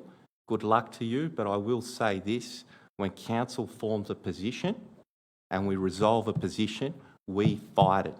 And we fight for our residents and we fight for our community, because when we make decisions, we believe that we are balancing up everyone's rights and obligations and coming to a fair outcome. So our officers are resourced, and if this goes down to VCAT, we will fight and we will stand up for residents. Thank you, Mayor. Thank you, Councillor. Do we have any other councillors wish to speak? Councillor McKern. Thank you, Mr Mayor. Well, firstly, I'd like to congratulate the two councillors, Ward Councillor Di Pasquale and also his support, Councillor and Councillor Garotti. It strikes me that the two councillors have done a lot of work speaking to the various residents, applicant involved, but also then communicating back with the officers to come up with a reasoned, balanced approach. And I agree. These are difficult decisions with conflicting interests. We have, the status quo of the existing situation, but also, as Councillor Di Pasquale has mentioned, we have the associated urbanisation, gentrification of what is an growing city. And let us be aware that the projected population for Greater Melbourne is 10 million. That's in the policy, that's what this state is working towards. So 5 million people have to go somewhere, and they all want livable cities. So you have wine bars coming in, you have these sorts of venues that create vibrancy, that bring interest for residents, and I face the same issues here in Ivanhoe. where on one hand I'm accused of being able to shoot a cannonball down Upper Heidelberg Road on a Saturday evening because very little's open. Yet on the other hand, we have residents complaining when establishments want to open for longer periods to create that interest and vibrancy and bring more people to the area. Instead, where are these people going? They're going to Fairfield. They're going to Northcote because Northcote High Street is vibrant on a Saturday night. I want to see economic development happening here, and I want to see our residents benefiting from establishments such as that being proposed. I thought tonight's speaker against wasn't actually speaking against, but wanted a refinement of the conditions, a better understanding. And speaking to him during the break, and I see he's nodding his head enthusiastically, I think that we're just about there. Councillor Di Pasquale said there are some points that perhaps still need resolution, but overall the main game seems to be one of support. So I, for one, will be supporting the motion this evening. Thank you, Mr Mayor. Do we have any other councillors? And can I remind you we have time limits. Please try and keep to them. No further councillors? Okay. With that, I'd like to... I now put the motion. All those in favour? I declare the motion carried.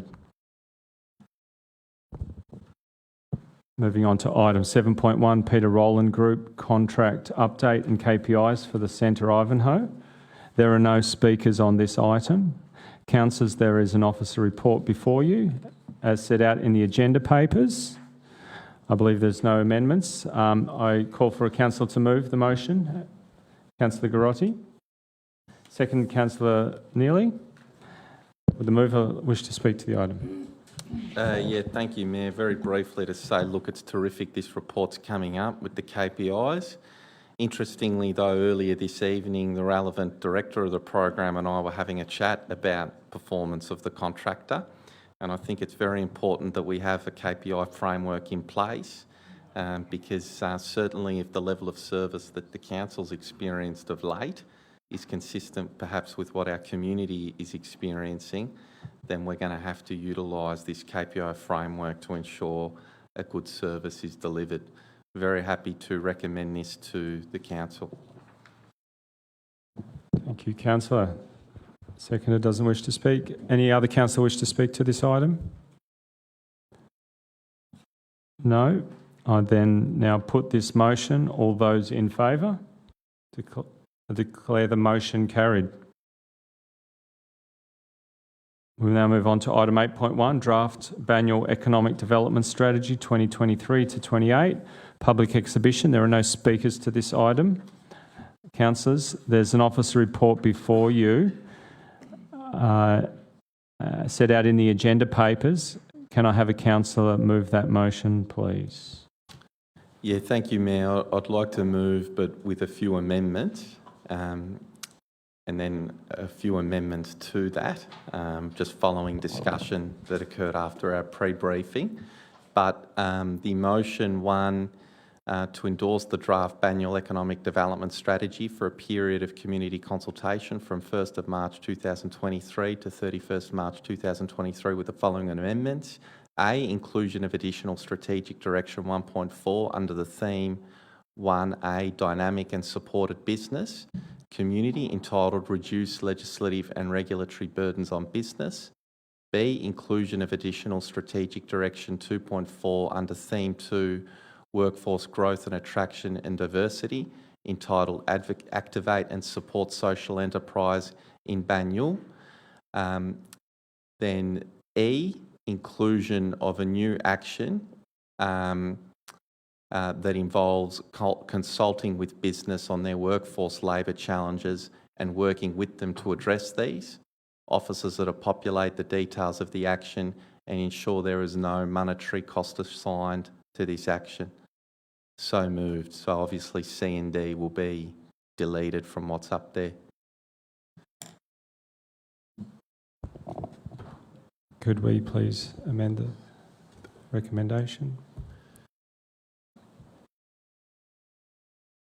So this is... And the rest as is, Mayor.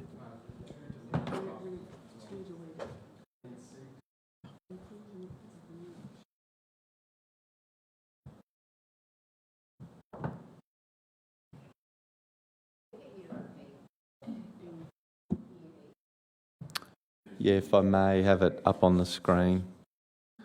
Yeah, we've made you earn your salary tonight, Kristen. So just, yeah, inclusion of a new action, and then that involves. So, yeah.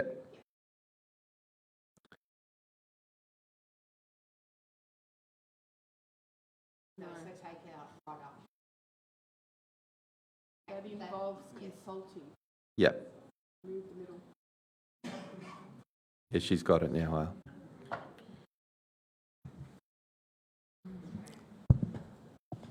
Are you now comfortable with that, Councillor? Do I have a seconder? Councillor Demorelos? Would the mover like to speak to the Yeah, thank you, Mayor. So Councillor Di Morales and I were very honoured to be appointed to lead the community and business reference group that helped to develop this plan. It's a good plan, a solid one, to go out to community consultation. Just these amendments are designed to really emphasise, the need around reducing burden on business. Although that's covered in the plan, really highlighting it as a key strategic direction we think is important, because certainly in the consultation we were involved in, that's what a lot of business is saying, that things are just the burdens are growing, so highlighting that as a focus area. And then obviously social enterprise is a real focus of this council and doing a lot of success. So capturing that as a key strategic direction, noting there's a lot of work covered in the plan, is helpful. We did have quite a bit of a discussion as a councillor group around the workforce gap analysis and the housing strategy.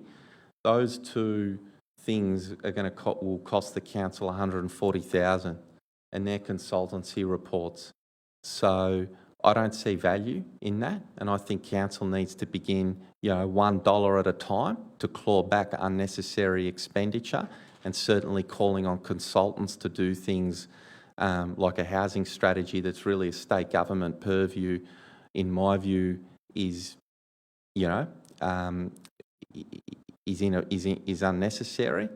But having said that, I think the councillor group were keen to go out with the strategy as is, hear the feedback, and when it comes back for final endorsement, we can reflect on those points again. So happy to put this forward to the group for consideration. Thank you, Mayor. Would the seconder like to speak to the item? Yes, thank you, Mayor. So as Councillor Grotti's mentioned, it's about refining what's going out and just ensuring that the officers are going to go out, they are going to consult with businesses, and obviously resource from a finance point of view is very important at the moment, and it's about managing that, not just here in policies and strategies, but also going forward for the businesses. Because our officers will be going out, talking to these businesses, they will be able to find out a lot of this anyway. But as a draft going out to the community, it's about making sure that we do come out with true consultation and allowing that feedback to come back to us, and then allowing us to make the decisions going forward from that, because that's what this is about. Further with this is, I know Councillor Garotti was probably a bit nice about it, but this is a 2-year process to get to here. So that's a big thing for a strategy. And once a strategy is in, it normally is a rinse and repeat with fine tuning.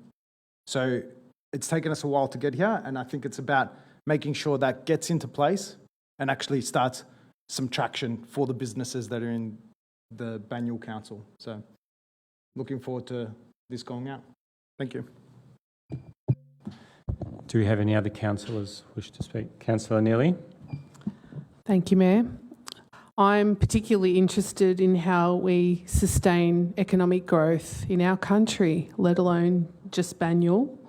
And this strategy is for the next 5 years. It's to expedite the right work with the right people to enable the right job generation in our municipality. And that's like a really, really quick summary of what this is all about. But that is really key work. And, the end goal is to improve our livability and to provide more local jobs. So I endorse this report. Thank you. Do we have any other councillors? No? Would you like a right of reply, councillor? No? All right, and then I'll put the motion. All those in favour? I declare the motion carried. We now move to item 8.2, Rosanna Station Kiosk Social Enterprise Partnership. There are no speakers to this item.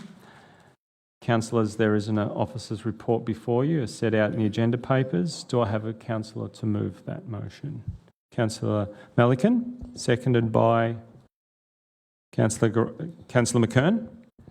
Councillor Melican, would you like to speak? Just a few comments. I'd like to thank Youth Projects for their initiative and their work in running the Little Social, and unfortunately their business model didn't quite match the requirements or the needs in the community, and they've decided to cease operations, and I'd like to welcome now and not yet as the new partner, who seem to have a slightly different business model, which I hope will be successful. Because, as the previous speaker spoke about the last item about our unemployment, and, this is a social enterprise that council has stimulated through an arrangement we have with Metro Trains.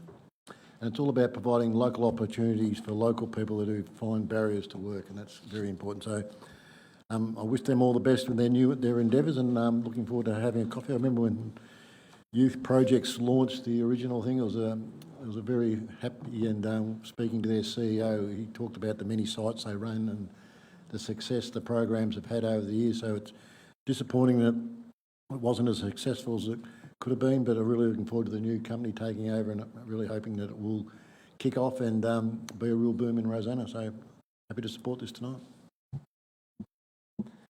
Thank you, councillor.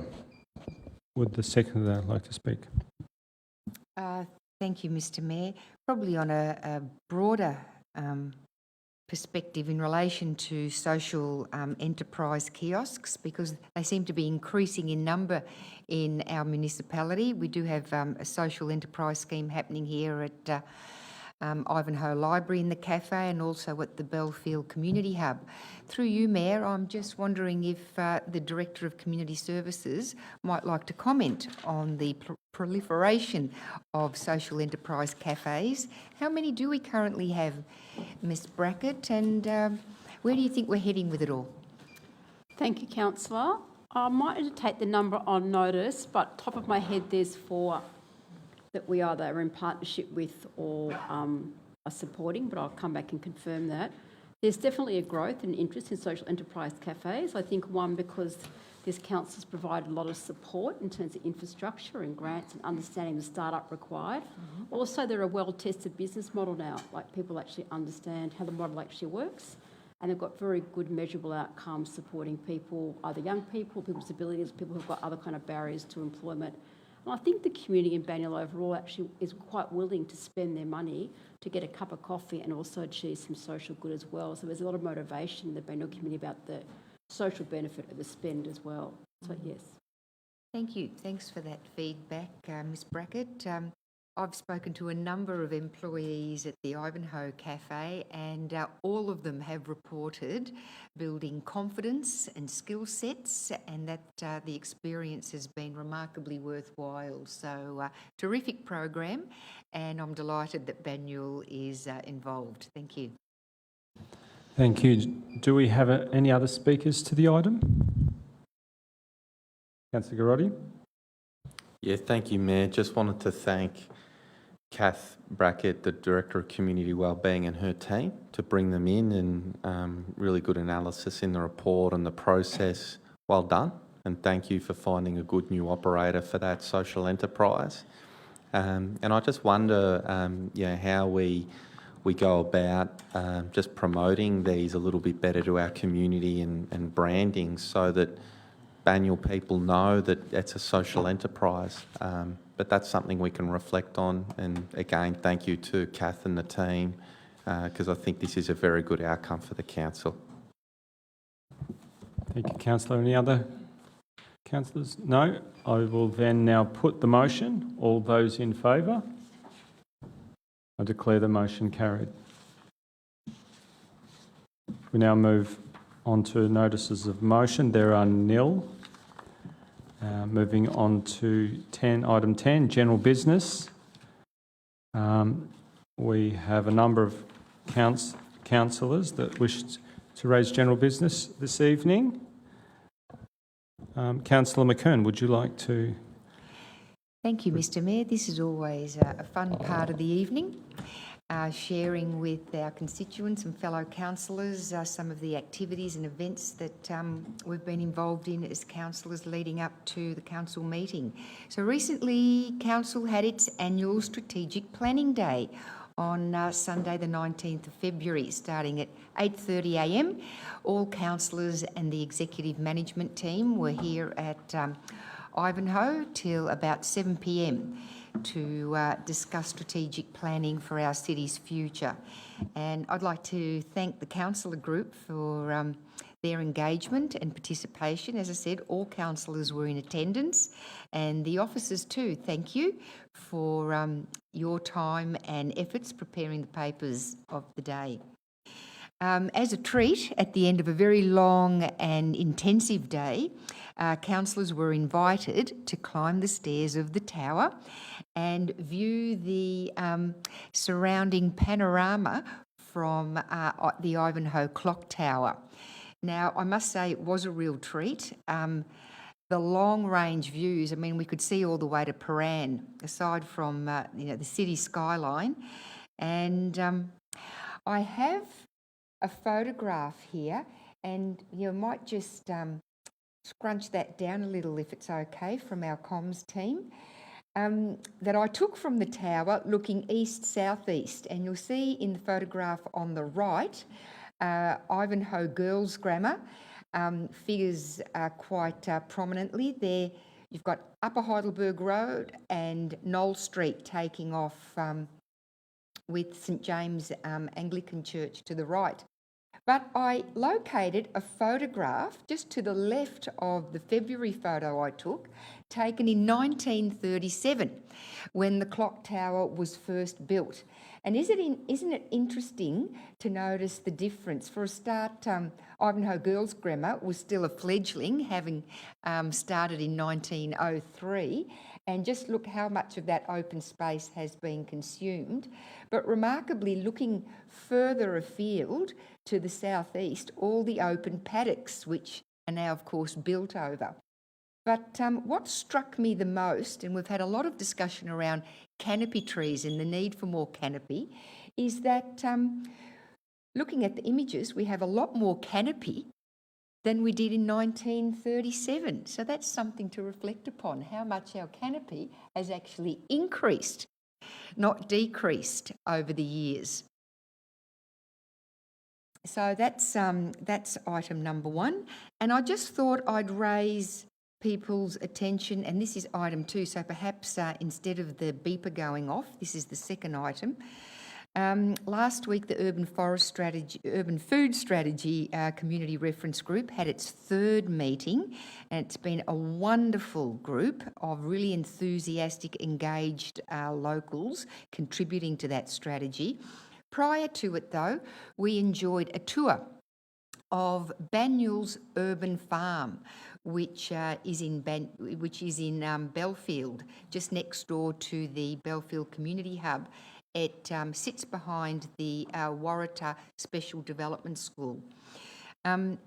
Patrick, who's on our community reference group, ran the tour, and he's one of 5 farmers who runs this not-for-profit organic veggie farm that is open to the public every Friday from 10 to 5, farm gate open to buy organic fresh fruit and veggies, or if you'd like a veggie box, you can subscribe. Just Google Urban, Urban Raiser, I think they call themselves. Farm Raiser, or you can drop me a line and I can send you a link. But it's one of Banyul's hidden gems, the Farm Raiser, and I think it deserves a lot more profile. And that's about it for me in general business. Thanks, Mr Mayor. Thank you, Councillor. That's a short one for you tonight. Over to you, Alison. Thanks, Mayor. Greensborough Historical Society hosted their long time coming launch of their book Memories of the Shire of Diamond Valley, 1964 to 1994. So this was compiled by our regular guest of our council meetings, Rosie Bray, and contributed to by many passionate and long-time residents. The launch was held at Green Hills Neighbourhood House on Saturday afternoon. It was a full house with many locals keen to purchase the final works. Also present was Minister Colin Brooks, State Member for Bundoora, who presented Rosie with a small gift of gratitude for her considerable efforts in bringing this edition to life. Many thanks also goes to Liz Pigeon, the Yarra Plenty Regional Library historian in the Diamond Valley there, for providing local knowledge support through access to records. So thank you to everyone who contributed all their experiences, their photographs, their memories and their time to create this tangible history of our home for future generations. You can actually buy this book. The compilation retails for $25 and can be purchased through the Greensborough Historical Society. If you need us to connect you with them, we can do that. Just get in touch. Thanks, Mayor. Thank you, Councillor. We now move on to Councillor Tom Melican. Would you please like to... I submitted a general item about the exact same item, so I was... All right. I was a bit more expansive, and I was going to actually say hello to Rosie Bray, who's recovering from an injury, and she did a fantastic job to actually finish the book and attend the launch. So I'd just like to give a shout out to Rosie, very deeply involved in this council, but also Heidelberg Council and also the Shire of Diamond Valley. So, and I was just reflecting, looking at the book. The decisions they made back in the Shire of Diamond Valley have led to the amenity and the area we enjoy today. And the Shire of Diamond Valley was actually the North Ward of Heidelberg Council originally, and it was sectioned off and became the Shire of Diamond Valley, and then 30 years later came back to be part of the city of Banyule. So it's been up and down a bit. So fascinating, and really like to thank Rosie for her efforts and her friendship, and I hope she's back here sitting in the chamber very shortly and enjoying council meetings like we all do. Thank you, Councillor. Are there any other councillors that have another business? Excuse me, Mr Mayor, there is one additional thing I'd like to mention. Okay, Councillor. General business is a great opportunity to share events, as I mentioned earlier. Councillor Champion just gave us some wonderful information that I had no idea about, so thank you, Councillor Champion, for sharing that. But I also want to put the call out to our community. If there are items that you feel councillors could be talking to or making known to our public in general business, reach out to us, let us know, call us, email us, and we'll look to accommodate your general business items. So thank you. Thanks, Mr Mayor.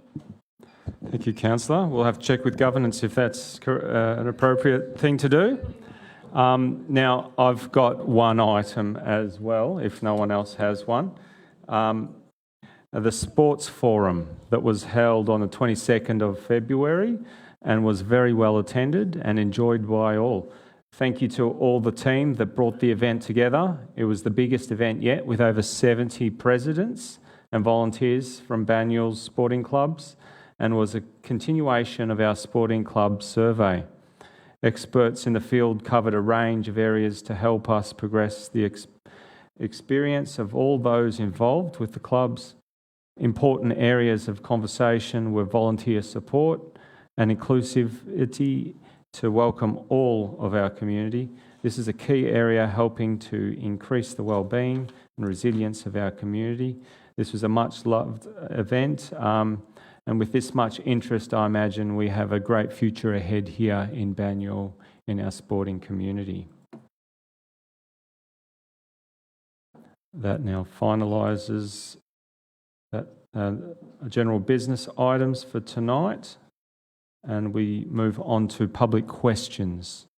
We have received one public question. I now request Council's Director of Corporate Services, Mark Giglio, to read out the questions, and directors to read out the council's response. The public question will be included in the minutes of this meeting. The minutes will be available on our website later this week. Thank you, Mayor. Just one question tonight from Roger Fife of Ivanhoe. And the question reads, Council has several policies that deal with affordable housing and availability of properties for rental. Does Council have a register of properties in residential streets that are available for short-term rentals, and is there a fee for appearing on the register? I'd like to refer that question to Kath Brackett, the Director of Community Wellbeing. Thank you. The answer, Banyule City Council is working with key government agencies and community organisations to seek solution to the affordable housing issues that are of concern right across Victoria. We are also currently working on the development of an affordable housing strategy that will consider all potential options that may assist with housing and rental shortages. At this point in time, however, Council does not have a register of short-term stay properties across the municipality or its impact on housing availability, but this may be considered as part of the strategy development as it progresses. Thank you. We now move on to the final item on the agenda, the closure of the meeting. In accordance with section 66(2)(a) and the Local Government Act 2020, the meeting will now be closed to members of the public for the consideration of 2 confidential matters. Can I please have a councillor move and second the council for council to close the meeting to members of the public prior to considering confidential items? Hang on, councillors. 11.1, Banyule Strategic Sites, directions to proceed. And 11.2, Strategic Sites Homes Victoria business case. Items 11.1 and 2 have been designated as confidential pursuant to S31A of the Local Government Act 2020, as information within the report relates council business information, being information would prejudice the council's position in commercial negotiations if prematurely released, and S31G of the Local Government Act, as the information within the report contains information relating to commercial information, being information provided by a business, commercial or financial undertaking, and relates to either trade secrets, and if released prematurely could unreasonably expose the business, commercial or financial undertakings to disadvantage. I now seek a mover and seconder. Councillor Neely, second by Councillor Mitsonikos. All those in favour? I declare the motion carried. The next ordinary meeting of Council will be held on Monday the 20th of March 2023.